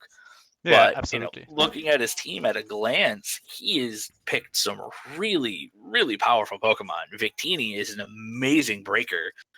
There's other than like fireproof Pokemon, there's nothing that really wants to eat, a V create. It's just Yeah, in you got general, Salamence as your let's just sweeper. jump over to his team then, shall we? Also, which the thing I see is he has some great overall speed. So Victini can be pretty decent at speed, right? You can always choice scuff it, but 100 base is like super common. Salamence is also gets Dragon Dance to speed itself up. Virizion is even a little faster. It gets to like 346 when you Yep, it's invest full. 108 base. Yeah. Hitmonchan, well, it has fake out in the end. It's annoying. Got priority. It's got Mach Yeah. Punch, Bullet Punch, and Iron Fist as well. Yeah, so that's annoying. Alakazam is super fast. Way too 150. fast. Way too Yeah, fast. you need priority to take on that Pokemon. Base 150 is such a crazy speed tier. It's so hard to match it. Yeah, then you have Alola Ninetales, which also is again so fast. 109 base is It's really fast for like it's even faster than like Terrakion or Virizion or Keldeo. And 100% accurate blizzards, no big deal. yeah. Don't well, its But special attack is kind of meh. That's where it It's falls like off. it's like 81 base, but slap choice specs on it and blizzard, and you're gonna you're gonna have a bad time. Oh yeah, the good old choice back or Rubber Whale. I remember so much damage right there. Well, and then you have like things like Minior. Minior, The shell smash sweeper. the scariest Shell Smash sweeper for its tier again. Uh, and it's so annoying to deal with because you can't even Thunder Wave it. And that's something ridiculous. You can't even like burn a Thunder Wave or anything Not until you until it's under half broke health. the damn ability. until And it's at that too point, late. it just gets the huge speed boost, and you're like, Yeah. crap. And then you're like, well, guess I'm losing because I can't toxic it now anyways. And, Right? This is my that's life good. now. And like, it's not like he lacks defensive Pokemon. He has Swampert, he has Slowbro. He again, Alola Ninetales gives a huge bulk up, and then Guzzlord is also kind of tanky. So he doesn't lack the defense at all. Salamence has Intimidate. I've actually run defensive Salamence before, and it's a set that can work really well. Don't talk about what you played because you play some weirder sets sometimes. Listen, I love defensive Salamence. It from Gen 3, it gets Wish access. Like, I mean, you could Wish Pass. I think it gets Heal Bell too. I don't remember. But generally, the set, you run Flamethrower, Toxic, Roost, and just people see that Salamence set and they're like, what the hell is this? And it's a great physical check because his bulk is comparable to Landorus and he's got Intimidate just like him. It just, the only difference is the typing. You gain a dragon type and lose loss of ground. But in this case, he might not necessarily need to use Salamence as a physical sweeper because he's got Virizion who's fast, Victini, he's Alakazam Mega, Sandslash Alola. He's got fast things that can set up that allow him to use Salamence as a utility role with Intimidate or whatever it is. And that's what I'm talking about when I say you play some weirder sets. Like Heal Bell, Salamence. I didn't even know it gets Heal Bell to this point. I don't think it does. But I know it gets refreshed, so I know it can heal its own status because that was the mega fat mans that you played against me one time. I remember does that get one. refresh here. Yeah, I remember that one.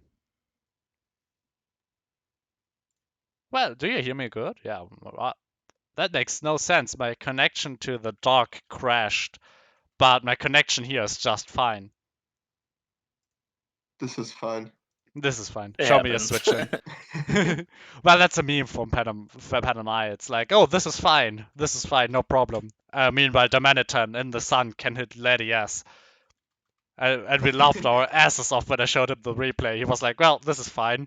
No problem here. Not super effective, by the way.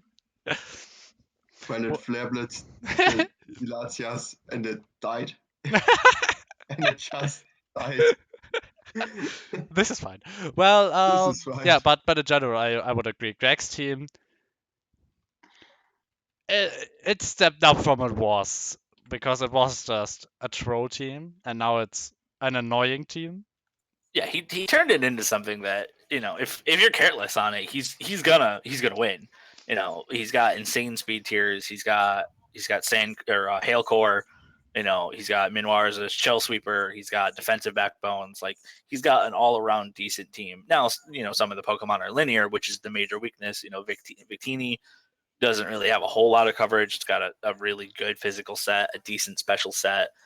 You can, I pointed out defensive Salamence, but most people use it offensively. Swampert doesn't flex in its roles. It's either leftovers or Chesto Berry at rest to keep recovery up. It's certain things are, very straightforward. And if you can handle those well, you're fine. But for what he started with to what he turned it into, I feel like he's a very good underdog of the season. Oh yeah, definitely. All right, you guys can pick another team. I will be right back in 1 minute. All right, Pat. You gotta choose another for it. team. Or you choose another team because I don't know. Well, we could talk about your team. With Oh God. with you sitting here and Phil being right here too. That would be another interesting thing because I absolutely know what was on your mind when you drafted because you asked me on a few times. Because we talked while drafting, so Yeah. yeah. Well, Not really much to say. the best thing was still the Smeargle pick in the end. I don't know what to pick, Lauren. You could help me out there real quick.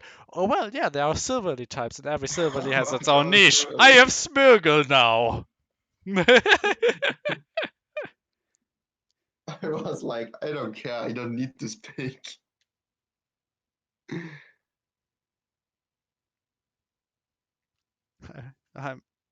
That was actually crazy.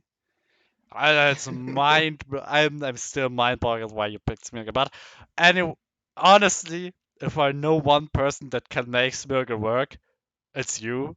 Because he will come up with like some crazy curse set or whatever.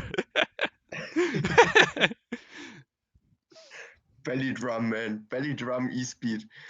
I think about like a cursed gyro ball or whatever, and you lower the speed just to get more power out of it. That's something I would see you come up with.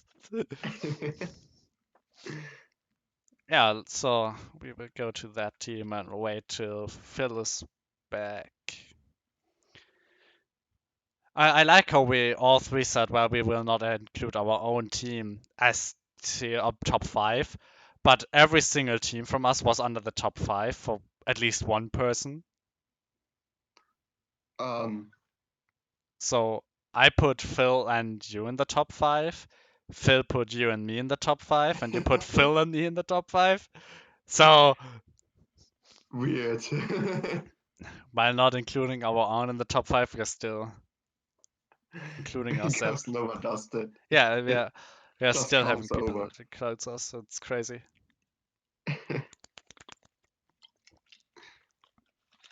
And like you always say, so you like Zoe's draft, and I'm like, well, Zoe's draft is kind of weird because it is good. It Don't is get me weird. wrong. Don't It get is me. good, but the one thing that I hate so much that it can physically not included in top five is Primarina and Empoleon in one team. I just can't. Yeah.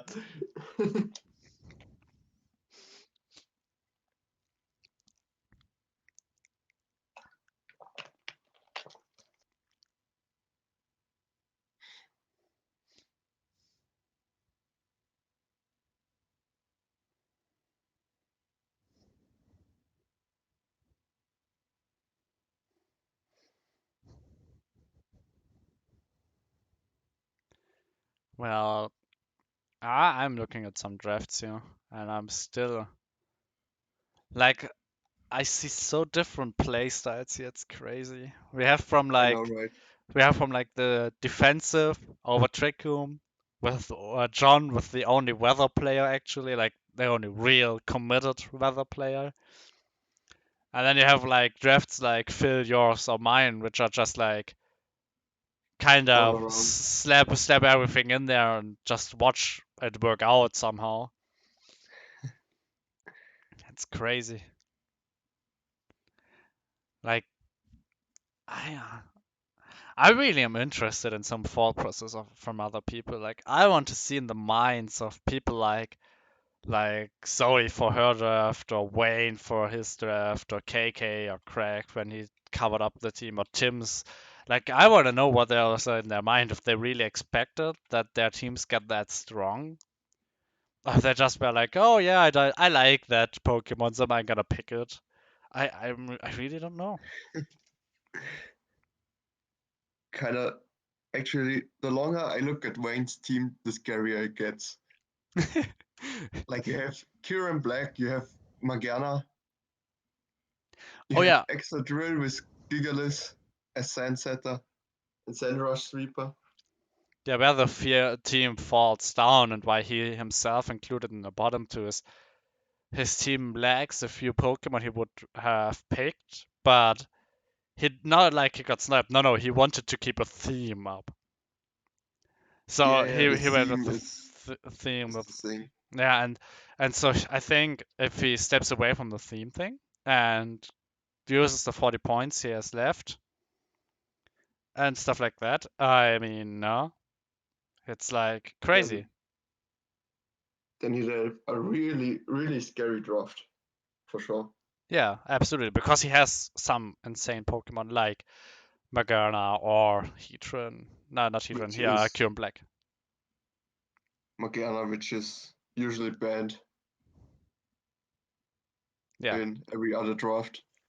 Well, to be fair, I also at the start I saw the Necrozma being banned in other draft leagues, and I don't think Necrozma's that Necrozma. insane. Necrozma isn't that good now. Magana just has coverage Yeah. and coverage and coverage. Oh yeah, and I have like 4 different sets. Go deal with it. Trick Room set, Shift Gear, uh, Assault Vest. and the choice scar for choice specs, like the choice set. we don't talk about the choice scarf set. The choice scarf set is weird. It is, but it exists. It's out there. Yeah, no, it exists, but Like it's also like it's the same with Xerneas. Xerneas, known for power herbing and insane boost, doesn't always play that side, and I'm like, really? Why? like the choice scarf set with Xerneas is insane. Like really insane. Bruh, Geomancy. You We don't miss talk out. about Chile. Where you would Yeah, miss out on insane boosts. yeah, but everyone prepares for geomancy. But it's Geomancy. Even if you prepare for it, it still hurts.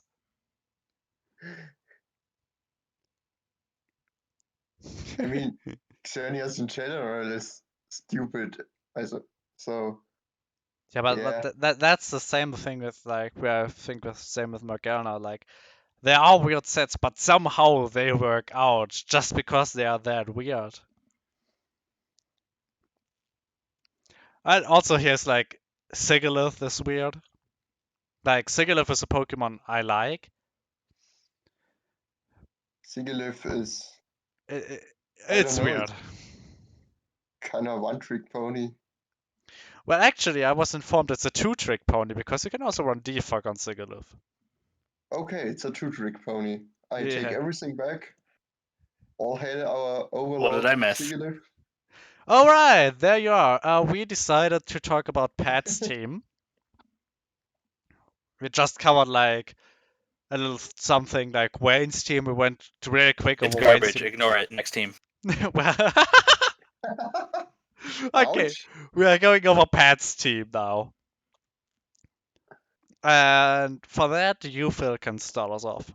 I'm mad. I'm mad at Pat because the turn right before I was gonna take Gengar, he drafted it, and I was like, son of a bitch. Actually, that's my bad because I told him Gengar is still open and he should pick it. I hate I'm both of you. not really sorry. I hate both of you. It's amazing. Like that's how I feel every time when Phil and I are in the draft league. He's always in his mind. He's like, oh yeah, it's nice to battle Lauren, but I hate him. No, as far as teams go, I was curious who was gonna pick up Zorora in first round. I knew someone was gonna when Pat picked it up. I was really worried. I was like, it's such a good electric type for what it is, and it's weird seeing a physical electric type. It's a very uncommon thing, but just knowing that it's in the hands of Pat and that was his first pick, I was just like, man, this is gonna smell bad for the rest of the draft because this is a new Pokemon in the meta. You know, OU is barely adjusting to how this thing is. A lot of the people in this draft don't play OU a lot. They don't know how to deal with this. So Pat being easily the top player in the draft, having access to something that nobody knows how to deal with, just automatically means this season, he went undefeated last season. He's in a prime spot too now. And a Fun lot of the fact: other things he drafted. the only thing, like on the other draft league we are on, Phil, right? There was the council asking if we should move Zeraora to tier 1 or should it stay tier 2 like it was intended for last season but it got released after the season started, so it was banned. And I'm like, guys, if Pat is like, I'm gonna pick it 4th pick because it's that strong, that spells bad for a tier 2 Pokemon. Like there Yeah, shouldn't be. mine should not have been tier 2, and I'm glad it No. wasn't. And the other draft league we're in is thinking about having it in tier 2, and I'm like, well, it's easily the best tier 2 then, by far. Oh yeah, if it was tier 2, like it would be the absolute best investment. Yeah, The best bang for your buck you could get. it's so strong. But even away from Zorora, the rest of his team is scary. You've got Gengar fast and strong. You've got Mienshao fast and strong and has two really neat sets. You could use the U-turn Scarf Regenerator, or you can run like Banded Reckless High Jump Kick and just watch everything's face cave in when you hit. Yo, don't disrespect what I told Pat. I used it as a Z captain, if you remember. And its Z power is also pretty decent. Yeah, like this. I personally don't like using Mian Shao. I've never used it very well, but I've seen what it does in a good set of hands. And it's one of those mons that if used right is great. Absol Mega is one of those. Very good split attacking. You got Tornadus T. This Outland pick is a little weird since you don't have sand, but it helps you in a sand map. Oh no, you do. Yes, You you have Hippodon. Powdon. Yeah, so there you go. You got I have you got the these sand and core. Yes, You got the Entei, sand you got mon. Smeargle for utility. Oh god, this draft is annoying. You have so much good here. And your defensive backbone is reliable. Hippowdon is a great physical check. You've got Slowking, who's I don't want to say is a budget slow bro. They do different things. Assault Vest Slowking is actually really nice and scary. Still got the regenerator. You have Ferrothorn. Entei is decently bulky. It just you got a regenerator core. You just I don't like it. I don't want to face this. Honestly, well, I'm very glad I am the one from our four from our thing that doesn't have to face Pat in the regular season. It's like Phil, Jacqueline, and Tim will face Pat, and I will not in the regular season, and I'm actually glad. It's just, again, it's one minor weakness I see, and it's not really a weakness for you because you know how to play around it. But sucker punch priority. You don't have a heavy a fat dark switch in. yeah, well, that's But again, it's one of those things. It's like Bisharp is the only dark type I can reliably go to and say could be a problem because if you're worried about the sucker punch, you switch out. It gets a swords dance boost. Hippowdon's not in most cases going to want to eat a +2 knockoff or Iron Head, especially if it's weakened already. But in the same breath, if they boost wrong or it's that high risk high reward play, and against you that doesn't usually pan out because you know how those work.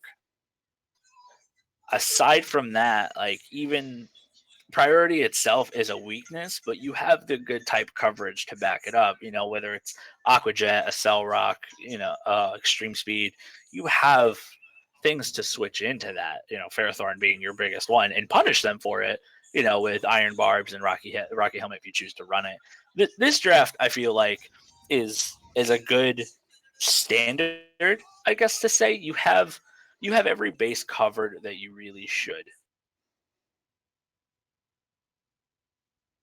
Yeah, and that's a thing. Like, I think while Pat and I always draft together and give us each other hints, I think Pat's draft turned out better than mine because we both went for the fast electric type. But I wanted to pick Zeraora, but then he picked it, and so I went with the second best being Tapu Koko.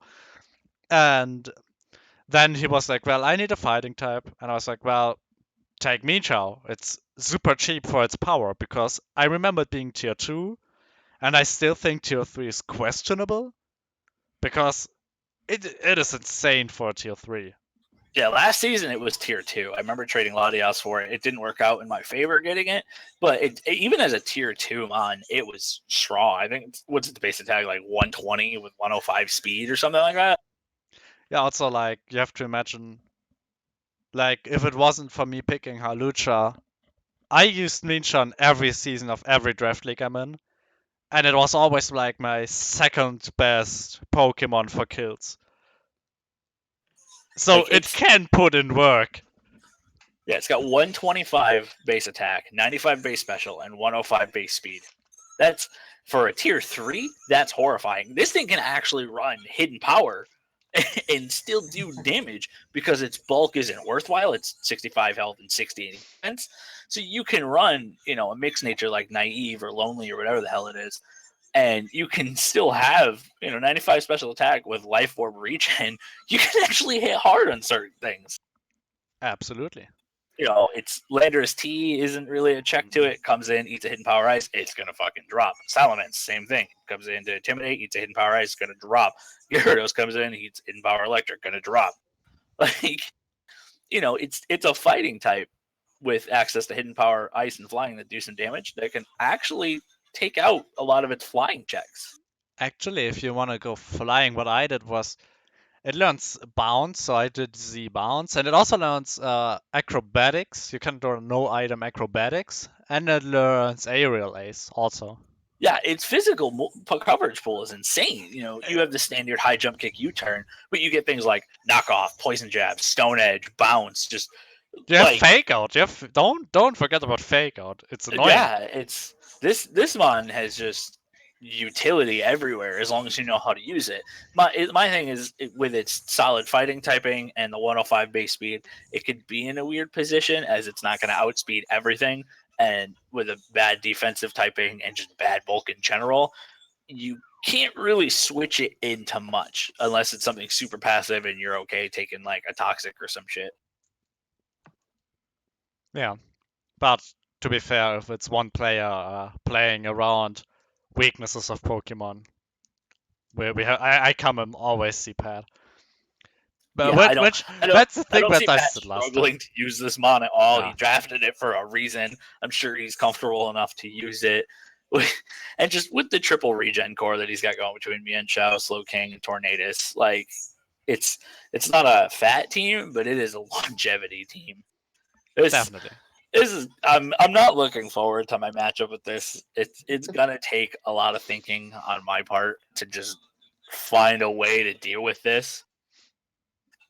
But you had mentioned it earlier. Pat's good at a somewhat defensive play style, you know, like looking at last season and now he still has, you know, he still has his bulky cores. He still has a very solid defensive backbone that if his offense isn't working on, he can just play the long game and just whittle you down. And it's horrifying. Absolutely, and also that's where I think especially the Hippowdon thing was a pick I think was really smart because it allows you three things in one. You have a Stealth Rock setter, just like that.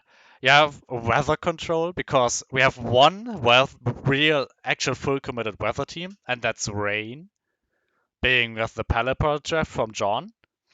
And then you have a good physical wall that can also just slack off and have a lot of recovery with that. And so I think like the defensive Pokemon from this between Hippowdon and Slowking especially, Slowking's has an insane special defense, and we even calced it because John was his week one matchup, I think. Yeah, it was. It was like, well, Assault with Slowking takes like not even 50% from a choice spec circuitry Thunder in the rain, No, the no, thunder, or something like that. no, it took like, I think 70% from a choice scarf circuitry thunder. That's still nothing, honestly. It hits from a circuitry. Yeah, that's the That's thing. that's like let me like you have to imagine. Circuitry is like 173 base special attack. 173. You don't ever wanna switch into that. And Pat is like, well, I take Slow King and can deal with it. I'm like, what? And he calculated it. It was like, well, see, it doesn't even die to a thunder, so I'm fine. That was incredible.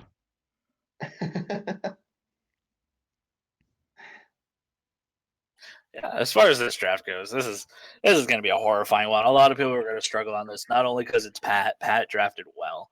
He covered his bases. He got his cores. He has his utility. You don't have rapid spin. Yeah. That's something you're missing. Like you still have defog access, which is fine, but you don't have a spinner. Well, he has Smirgle. Smirgle can get rapid spin. Yeah, you're not wrong Everything, there. man. I- Squirrel can be a spinner. It's just do you really want to do that? Absolutely, man. 'Cause that's not what we call a reliable spinner. Nah, not at all. I just thought about it and thought it was funny to think about it. I mean, as emergency, you know, it definitely can be. Yeah, absolutely. Well, that's something we forgot about my team, and I will go real quick. I have like Tapu Koko actually on Defog, I think, was it? Tentacool has Rapid Yes. Spin.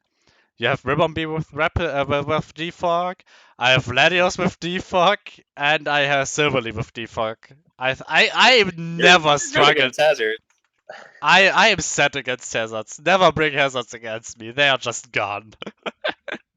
What a hazard.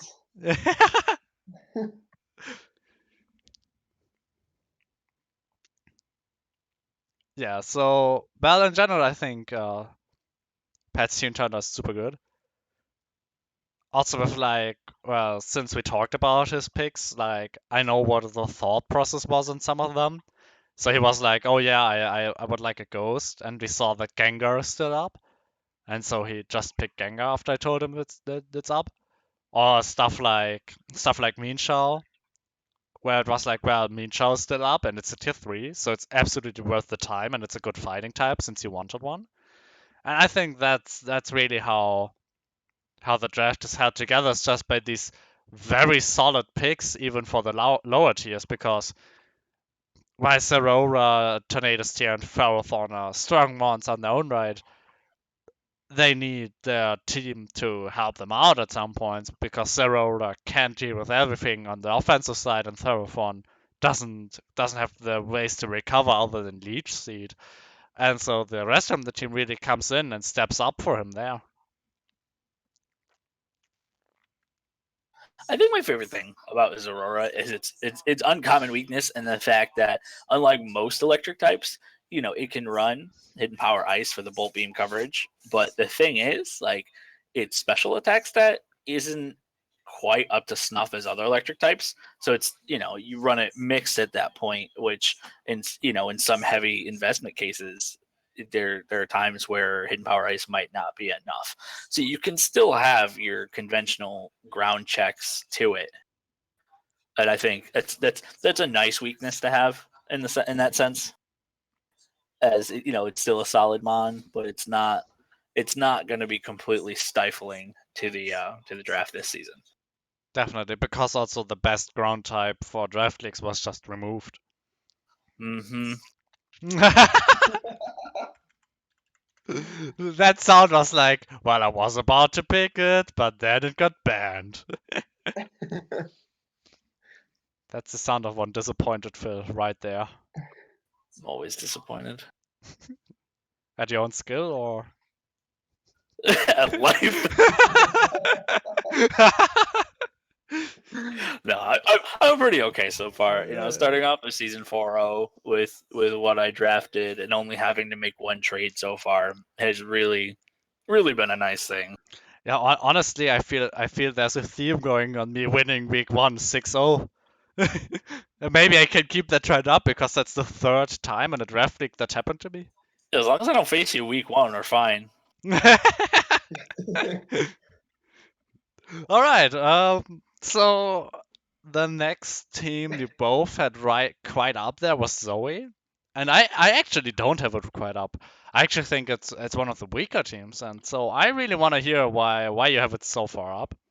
And so I have it so far up because I helped her draft this. There were certain picks that she made. There's certain Pokemon that she wanted that they really have very uncommon interactions, and people aren't too familiar with them. Blacephalon is really the Pokemon that was like centered around all of this. She really wanted to use a Ghost Fire type, and Chandelier usually gets taken. And this one, even though it's an Ultra Beast, gets overlooked because it's more of a glass cannon. It doesn't have the defensive backbone that Chandelier does with Flash Fire, and this Combine leftover substitute set. But the thing with this mon is, as a Calm Mind user on an offensive level, it is horrifying. you might remember me picking it round 1 last season before I had to go because my personal life thing. So I'm quite sure that Blacephalon is the strongest Pokemon in her team. Oh, for sure. This is the insane. Pokemon that you need to prep for, and it's hard to. Fire Ghost coverage is really, really insane. Like, Water Dark is the typing I can think of in my head that can that checks both of its stabs. Normal Which- water. Yeah, Is there even a normal water? I don't think. There isn't. That's a it combination. used to. That's it a used to be, I combination. think, Azumarill was it, I Zoomer think. line. Yeah. Yeah. We need a normal bulky water. Yes, please. There are many types I really want to see. I really want to see some of these types that are still not out there at all. Well, Like normal ghost. Normal ghost would be normal insanely fun. ghost would be Oh great. god. I would love to Well, see a normal ghost. in the sake of brevity, because I gotta get going here in a few minutes. Alright. For her team, but Blaze Falon was what she wanted, and I helped try to get a good team that revolves around that. Because as an offensive powerhouse, there's not a lot of defensive answers for that Pokemon, especially after it gets a Calm Mind boost, and if it uses the set to where it has more speed than it does special attack, beast boosts are going to start giving you speed, whereas Calm Mind patches up your damage. It gets to a point where this Pokemon just starts sweeping, and you have no answer other than priority. And your only priority answers are going to be Sucker Punch and Shadow Sneak and Aqua Jet. That's really it. Oh, Cell Rock too. But again, priority itself, if you're not packing a Sucker Punch user, the rest of it is kind of uncommon. And even then, she has her dark answers. Blaze Falon and Primarina are a really good duo. They cover each other's weaknesses pretty spot on. Well, And since you said you helped out, the one thing I hate the most on the draft, Empoleon and Primarina. Why? So that was a big issue. I know. I so she wanted a good steel type, and she's like, "Oh, Empoleon," and drafted that. And they do very different things. And water is a type, and even in drafts or anything, is a type that I don't mind stacking because just water types in general prove very fruitful, especially in this case where you have a water steel and a water fairy. Water itself doesn't, it's, get scald burns and everything. It's always got that utility. But Empoleon gives you a rock setter, a defog, a phaser, and just a really good type switch in. Where Primarina is more of just your fat answer to pair with Blissfulon, and just gives you a really hard hitter and a fairy attack, hydro pump. It's just a fat wall breaker. They do very different roles, and she's not likely to use both on the same team. So it gives a nice sense of utility where you have two interchangeable mons around the same tier and just same functionality. Especially if she uses, Garchomp for rocks and Dragon Tail on it for phasing, Empoleon's not needed. So you have Primarina as that backup. You're not forced to run a less offensive water type if you don't need it. Well, I guess, but I still dislike it. It's something I gotta say. It's like that's one thing that keeps the draft down from not in top 5 for me. Is Empoleon Primarina. I don't like it. It's both slow waters. And like if you want a hard hitting tier 2 water type, there are definitely other tier 2 water types that hit harder. Or are faster, and as I said earlier, speed is something that is so important most of the time. Speed was something she wasn't too focused on because you I have can tell. Garchomp base 102, you have Glalie Mega base 100, Blaze Falon is base 107, and Raichu Lola base 110, and Lanoon for extreme speed. So, I feel like her speed, while it's not up there with some of the teams, it's decent. She's got a bit of priority, she's got a bit of fast Pokemon, she's got things that can run really good Choice Scarf sets. Rotom, Blaze can still run a Choice Scarf set. She's got things that she can patch up the speed weakness that aren't, it's not really there. The speed isn't there at first. You have to do something to gain it. Yeah. But just her draft for me just screams bulky offense, and not hyper offense, but actual very just fat mons that just do things. Garchomp's by nature of typing and health pool. Buzzwole is just so hard to get rid of unless you have some really heavy hitting flying type, which isn't very common, or the fairies, which fairy meta is very spread out in a draft.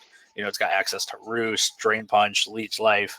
If it gets rooted in, you're not getting rid of it. Empoleon's typing is amazing. Rotom makes for a really good defogger because with the grass electric typing, you can beat most rock setters. not only on the defog, but you threaten them out. In Swamper's case, a lot of ground types are threatened out by the Leaf Storm. It just, or if you're in an unfavorable matchup, you can Volt Switch One out. sec. Yeah. Braviary.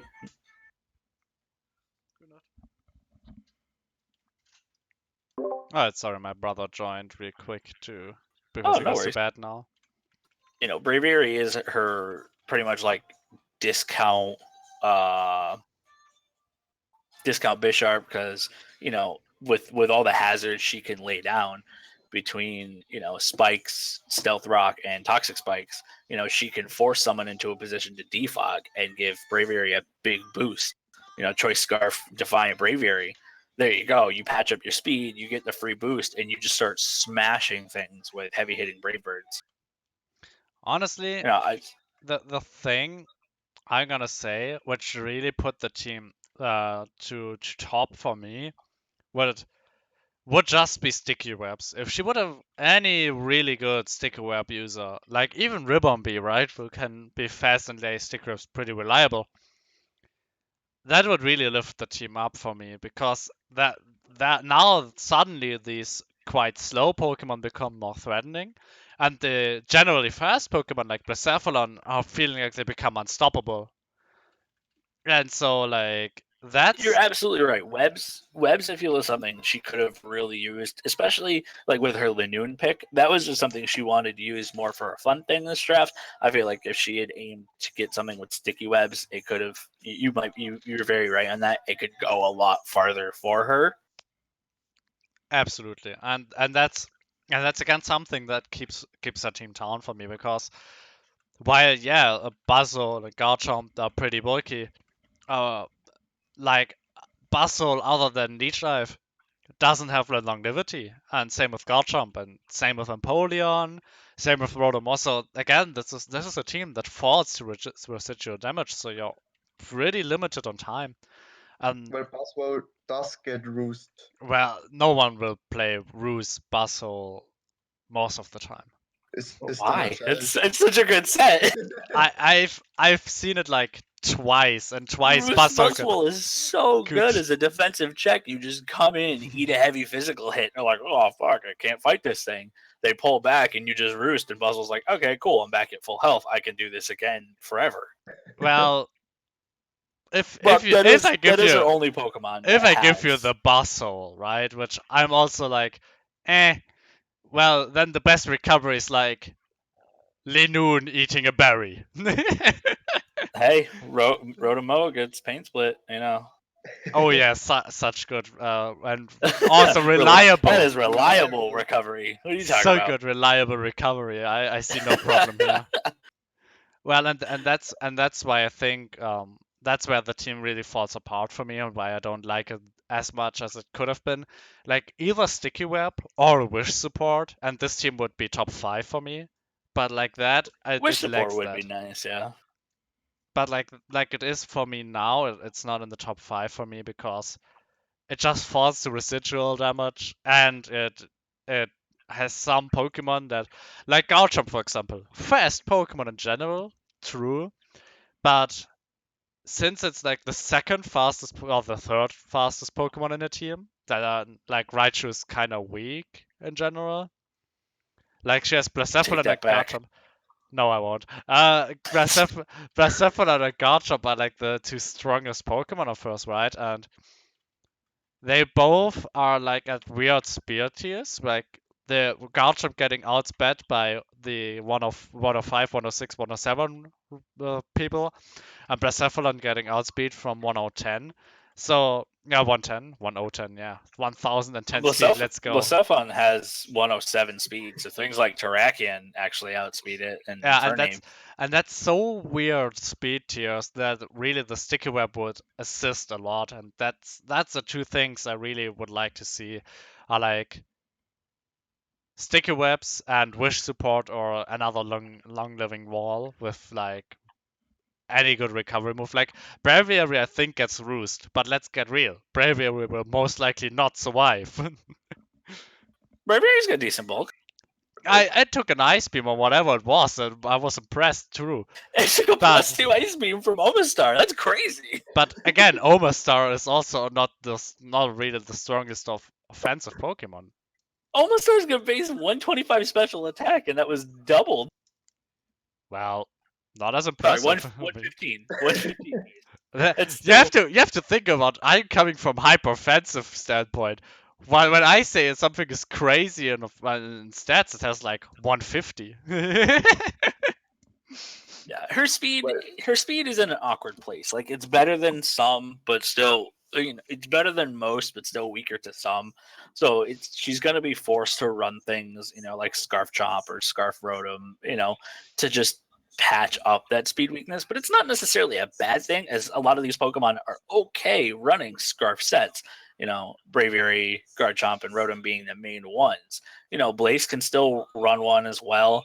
And it functions a lot like Xurkitree in the sense that it's a Scarf Sweeper. You pick up a kill along the way. Scarf keeps your speed good, and now now you've got one boost on top of a 153 base special on a Ghost Fire type is gross.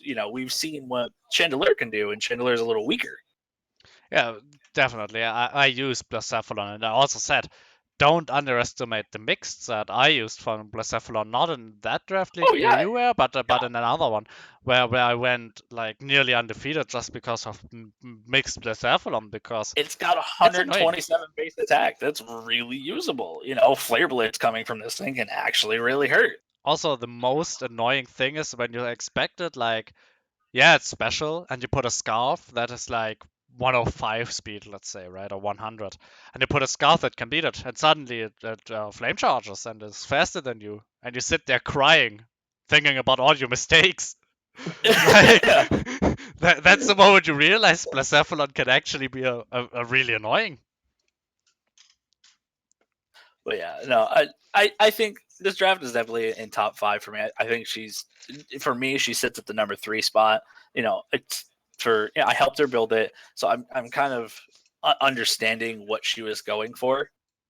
And her long game really works out with this team, but I can see why the weaknesses you pointed out, not having sticky webs, not having a very good longevity defensive core, those can pose problems. If she's with status and hazard, she can be worn down really quick. But that's the nature of hyper offense. If you're able to cause a hyper offensive team to switch a lot, they're not going to play well.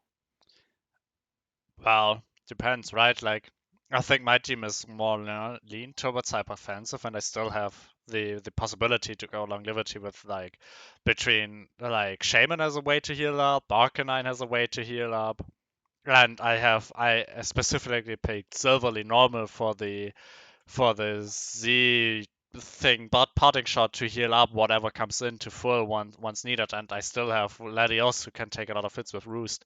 So even though my draft, for example, is more lean towards hyper offensive than even hers because she's more like of the fat offensive, I think my team has more longevity, and and I have the sticky web on top of that, and that's why I'm like, well, there were definitely options like Ribbombi to pick up before I took it, that really would have powered up that draft for me from hers, and I see definitely the strengths of her are obviously huge, right? Like Garchomp Bustle will never die to physical attacks, basically. And you have the Blacephalon sweeping through teams. But then again, what are you gonna do against like really strong special attacks? You suddenly have to make weird like niche sets and weird niche things to take a lot of special attacks, and you might It's all even have Vest to Primarina done. Oh yeah, because as we all know, Primarina takes a lot of special hits from like electric, like let's say bolt beam coverage. Special bolt beam coverage really hurts the team a lot. Yeah. Like, don't give me the air. Gotcha will not survive an ice beam. Primarina don't like taking a thunderbolt. Coming on a Thunderbolt, have Yachi Berry. Boom, done. Oh yeah, let's just fix every problem with that we have with berries, shall we? Oh look, Listen, man. Let's spam berries. But berries are good, don't Berries get are me good wrong. items. But the fact to say, oh well, you can slap a berry on to minimize the weakness, still doesn't make the weakness be gone. That's true. But it's you come into more it's less of a draft issue and more of a theory crafting issue at that point of, are people running enough ice coverage? If they run one ice coverage mon, if it's, electric mon with hidden power ice, you run Yachi Berry Garchomp, cool. Now you survive the hidden power ice, you earthquake it, that Pokemon's gone, you now no longer have to worry about the ice weakness.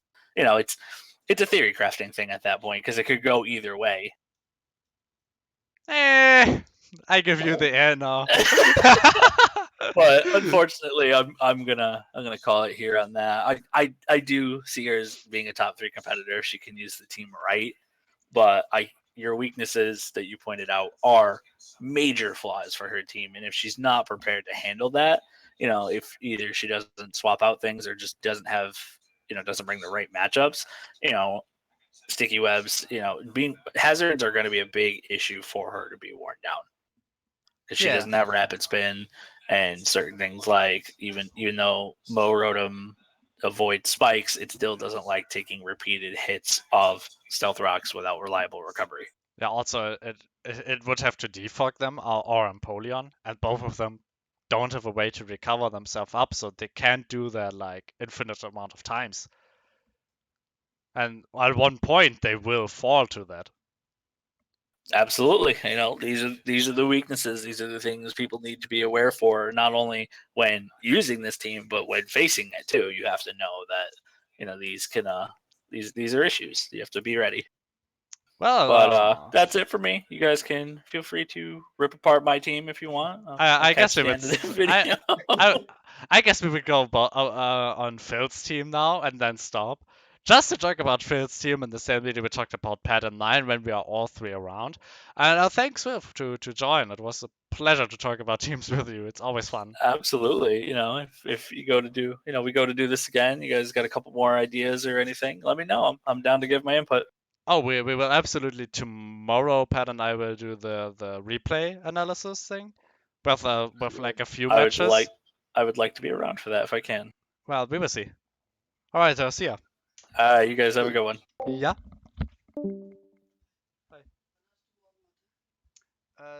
Mittagsschule, also 7., 8., 9., 10. Ich könnte.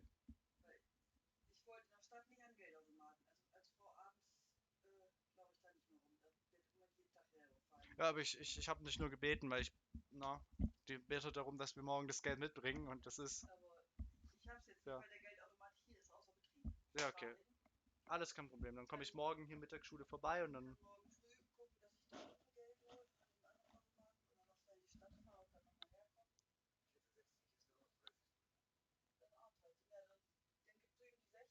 Leg sie mir auf den Tisch. Ich nehme sie mir dann morgen früh direkt. Danke. Alright, Pat? I'm still around. Alright, yeah, I had to talk to my mother because my school wants more money. Or actually, my math teacher wants money. Alright, let's finish off with Phil's team for today. Call it a day. Alright, so You start us off again. yeah, so we have what we talked about before, the scissor maker, which can basically sweep teams on its own if prepared right. I'm not looking And forward to that week too, honestly. oh god, I hate this team already. Then we have Dragon Knight. Well, Swords Dance Sweep, Dragon Dance Sweeper, Bandit Mon, heck, he can even scarf it, and multi-scale means it usually lifts a hit, can pull off weakness policy sets. So yeah. I think Dragonite is actually with like Celesteela the only Pokemon I ever saw pull off weakness policy sets. Yeah, definitely. The rest is usually not exact. Well, there's Necrozma, but Yeah, but Necrozma Necrozma. isn't as fast as Dragonite of a D-Dance, for example. Or in general, like I mean, Dragonite, I yeah, think, even. but Necrozma does get automized. That's true. So yeah, I don't know whether it can pull it off, especially with its ability lowering the damage. Yeah, absolutely. I see a case for it, definitely. Well, and it doesn't even have to be at full HP for the ability to work. That's the thing Like with Dragonite, I Dragonite. think. Like, if you want to go weakness policy, you really have to get the opponent to super effective hit when it's with full HP. Otherwise, you will get a lot of damage and most likely die. Like an Ice Beam, Dragonite takes an Ice Beam with the scale, yeah, but once it got Stealth Rock damage, it doesn't take an Ice Beam. Oh, forgot now. And then suddenly your whole idea about weakness policy falls apart. Well, it does get roost in theory, I guess. Yeah, but I think that's the thing. Like most of the time, Dragonite is slower than the Pokemon trying to kill Dragonite, Yeah, that's the problem. and that can be a The problem, definitely. the speed tier really, Yeah, because base 80 isn't fast. not really, no. Well, Porygon Z, same problem. Porygon Z isn't actually that fast, right? Well, it isn't fast, but it does get agility. Um, yeah, and uh, adaptability is a Oh yeah, really it busted. it it hurts. It hurts like a truck. There's no doubt Like about it. Its special attack is also insane. Especially if you 135, like if you get like a download boost instead of the adaptability, that's also crazy. like Because then everything hurts. it even gets nasty plot if you I really want things to hurt. to be fair, I don't think anyone will use. I think Phil will never use Nasty Plot because Double Dance Porygon might be too risky because it isn't that bulky, right? It mostly dies to one hit or two. Yeah, that's true. Oh, Well, I can see him use it versus like um some sort of really fat roasters, but we don't really have any looking over them. I Well, think maybe versus Frank, but maybe it I was don't Frank, but know then the Frank way. will just like with Porygon 2 or Bronzong set up the trick room and suddenly a Double Dance is a weakness. Yeah, that's the thing. Yeah, Like, definitely. wait, Frank, not John Ross. All right. I went over the wrong team. Well, against Frank's team, you have there you have the problem with like he can also just set up a trick room if I see correct, and also there again he has a team there it can die in one hit out of nowhere, and that's Well, really yeah, painful. that's the thing. But back to Phil, Cloyster is We talked about annoying. Cloyster. We talked about Cloyster. I don't want to We talk don't about mention Cloyster on Cloyster. my mind. It even has two sets, right? You can still go the rapid spin spikes thing. Oh god, the lead set. Yeah. Like if you really want to do something unexpected, because everyone will prep for Shell Smash Cloyster because it's so strong, and then you just like lay spikes with it, and everyone is like, well, guess my one Pokemon sucks now. Spikes, T-Spikes, Shell Smash, Rapid Rapid Spin, Spin, Icicle Spear. Rock Blast. Like, you can even run something like Hydro Pump Yeah, absolutely. or Hidden Power Fire. And its main set even now uses Explosion and Underused just to blow Oh something up. god. So yeah, that mon is definitely scary Definitely. for every roaster pretty much. Unless you have like Moltres, the well, the worst Zapdos. The Go same Team shit. Vayner. This is like Zapdos, insane. Moltres be like, well, I check half my HP from Stealth Rocks. No big deal. Yeah, but it hits like a truck. Its Fire Blast is scary.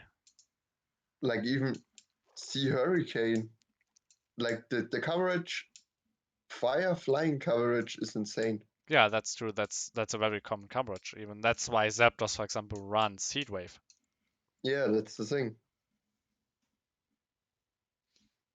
Well, yeah. Well, it even gets U-turn, so you can pull off like a scarf set or something, or specs,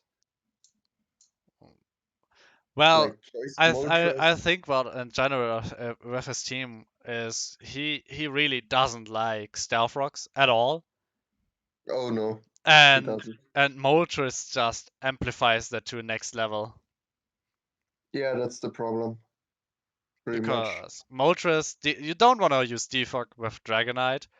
Mega Scissor maybe, but also not that much sometimes most of the times. Cloyster you usually try to get the shells with that because it's more scary. Moltres Yeah, Defog, but well, it dies in two times, right? Hitmonlee, well, Hitmonlee can actually pull off Rapid Spin pretty Hitmonlee comfortable. has Rapid Spin and he has Mew. And Superior actually also gets Defog. And Superior and even Comfy gets Defog.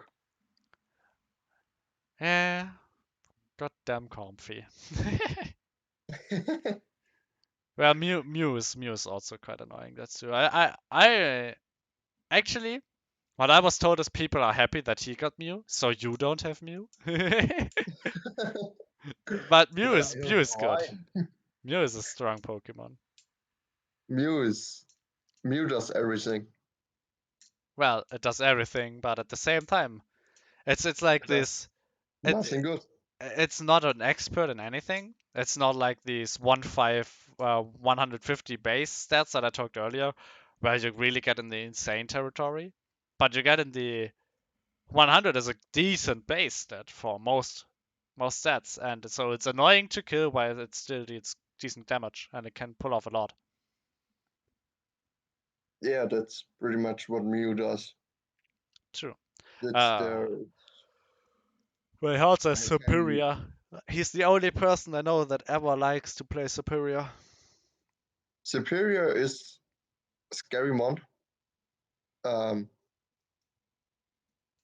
Leaf Storm pretty much boosting its special attack by 2 every time it hits is insane.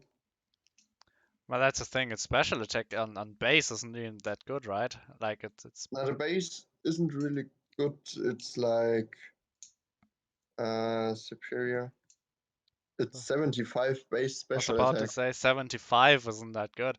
So even Like if you it, double that, that's like sometimes still weaker than some base special attack values, which is quite interesting. yeah, but well, aside from the obvious Leaf Storm, it also gets Glare, which Yeah, is Glare's ew. insane. Glare's insanely strong. Glare's Glare for is, me is like Spore. There's no reason why they have 100% accuracy, but they have. but they do, and it's annoying. Absolutely. Well, 100% power move. Thanks Gen 7 for nerfing T-Wave. it's the best move for paralysis now. But the Oh yeah, problem is definitely. it's not that widely spread. Only a few Pokemon get it. Like Superior. And Superior is really strong at it at the same time because it's so fast. Yeah, Glare is one of the big reasons why Zygarde is so annoying, Oh or boy. like annoying in general. I agree. Because you like you paralyze everything. Yeah. Oh, That it's a that's Parason, let's para it. well, Ferrothorn paralyzed loses like what 2 speed because it's had none anyways. Yeah, something like that.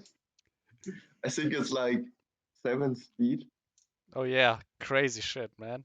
7 speed. It's like That's nearly Shackle level of speed that it loses, right? That's insane. Yeah, man, we gotta outspeed those Scarf Shuckles. To be fair, well, you would be slower than Trick Room Shackle at that point, I think. Probably. Let's see, Shuckle. The Shackle has 5 base, so. And it would run negative, so I think Shackle is still more slower. Well, min speed Shuckle is 13 speed. That's nothing.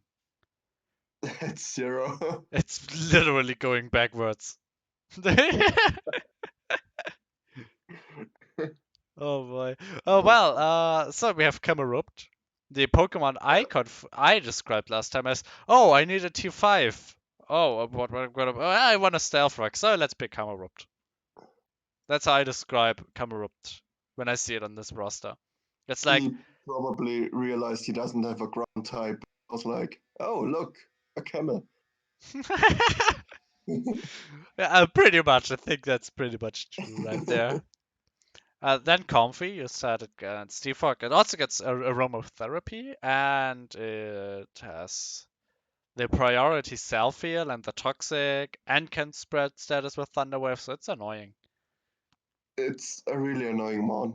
It has the insane thing is it gets, I think, +3 priority on Draining Kiss and Leech Seed and stuff like that. Yeah, So even higher than E-Speed. that I didn't even know it's plus C, but I knew it is insane. Yeah, it's +3. Like, this shit's insane. That's actually crazy. And then we have Absol as last Pokemon, and I think Absol might be the best tier 5 to pick. It's really, really strong. Absol is a scary mon, yeah. I mean, Sucker Punch, Play Rough, Superpower, Knockoff, Fire Blast. All good moves. There's nothing that it lacks in terms of coverage that they really want from a tier 5. Yeah, definitely. The only thing it really lacks in is speed, because base 75 isn't really gonna outspeed much. That's true. That's where Sucker Punch really comes in to carry it up there. Yeah, but base 130 attack is insane. Yeah, also Like, it's I mean, really high. one Sword Dance and there's nothing really wanna take a hit from that. Oh god, no. He's imagining how his team would do against that damage, and he's like, "Oh well, I guess I will not let that happen at any point." Well, shit. Well, once you see an Absol using the sword dance, there's only one viable play. It's the red X. Don't worry, I have its grown up counterpart, aka Epsilon Mega. Yeah, But yeah, which gets insanely much more speed. Next um, level speed tier. It goes up to like 100 and something base, which is good, which is really good. yeah, 115 base, I think. Yeah, something like that. That's that. You have to imagine, like, they knew Mega normal Absol is so slow that they gave Mega Absol like 50 speed from the 100 stats it gets, or I 40. think only gave it like 20 attack Well, that's more than enough. and instead 40 special attack. And that's for the Fire Blast, right? The one thing that every Absol somehow has. And I even still am confused on how it learns Fire Blast because it makes no No one sense on knows. me. Where does the fire I, come from? How does it generate a blast? And why does it even learn that? And and how? what do the Illuminati have to do with it? Yeah, the Illuminati are definitely some part in general in Phil's team, I think. He even has the tree as storage, right? like 3 parts of the triangle. So I Yeah. see the Illuminati being a very strong contender here. He also Confirmed. has 3 Pokemon that starts with the letter C. Illuminati confirmed. More Illuminati confirmed right there. Crazy. Half-Life 3 confirmed. Half-Life 3 confirmed. All right. Well, that's it for our analysis of the teams we covered today, which I don't even remember which one we covered. I think it was Tim, John, mine. Someone went over Wayne's while Phil was away. Phil's team and your team and Zoe. Someone. And yeah, so thanks for listening this time. And yeah, Pat and I will record the replay analysis thing. I think we will catch like I don't some know. replays that we think will be interesting to watch and just analyze them and see what happened. And yeah, we then oh, do do we we what? do our own games? I think we should do our own games. All It's right. always interesting to hear what the people had in mind on their own matches, right?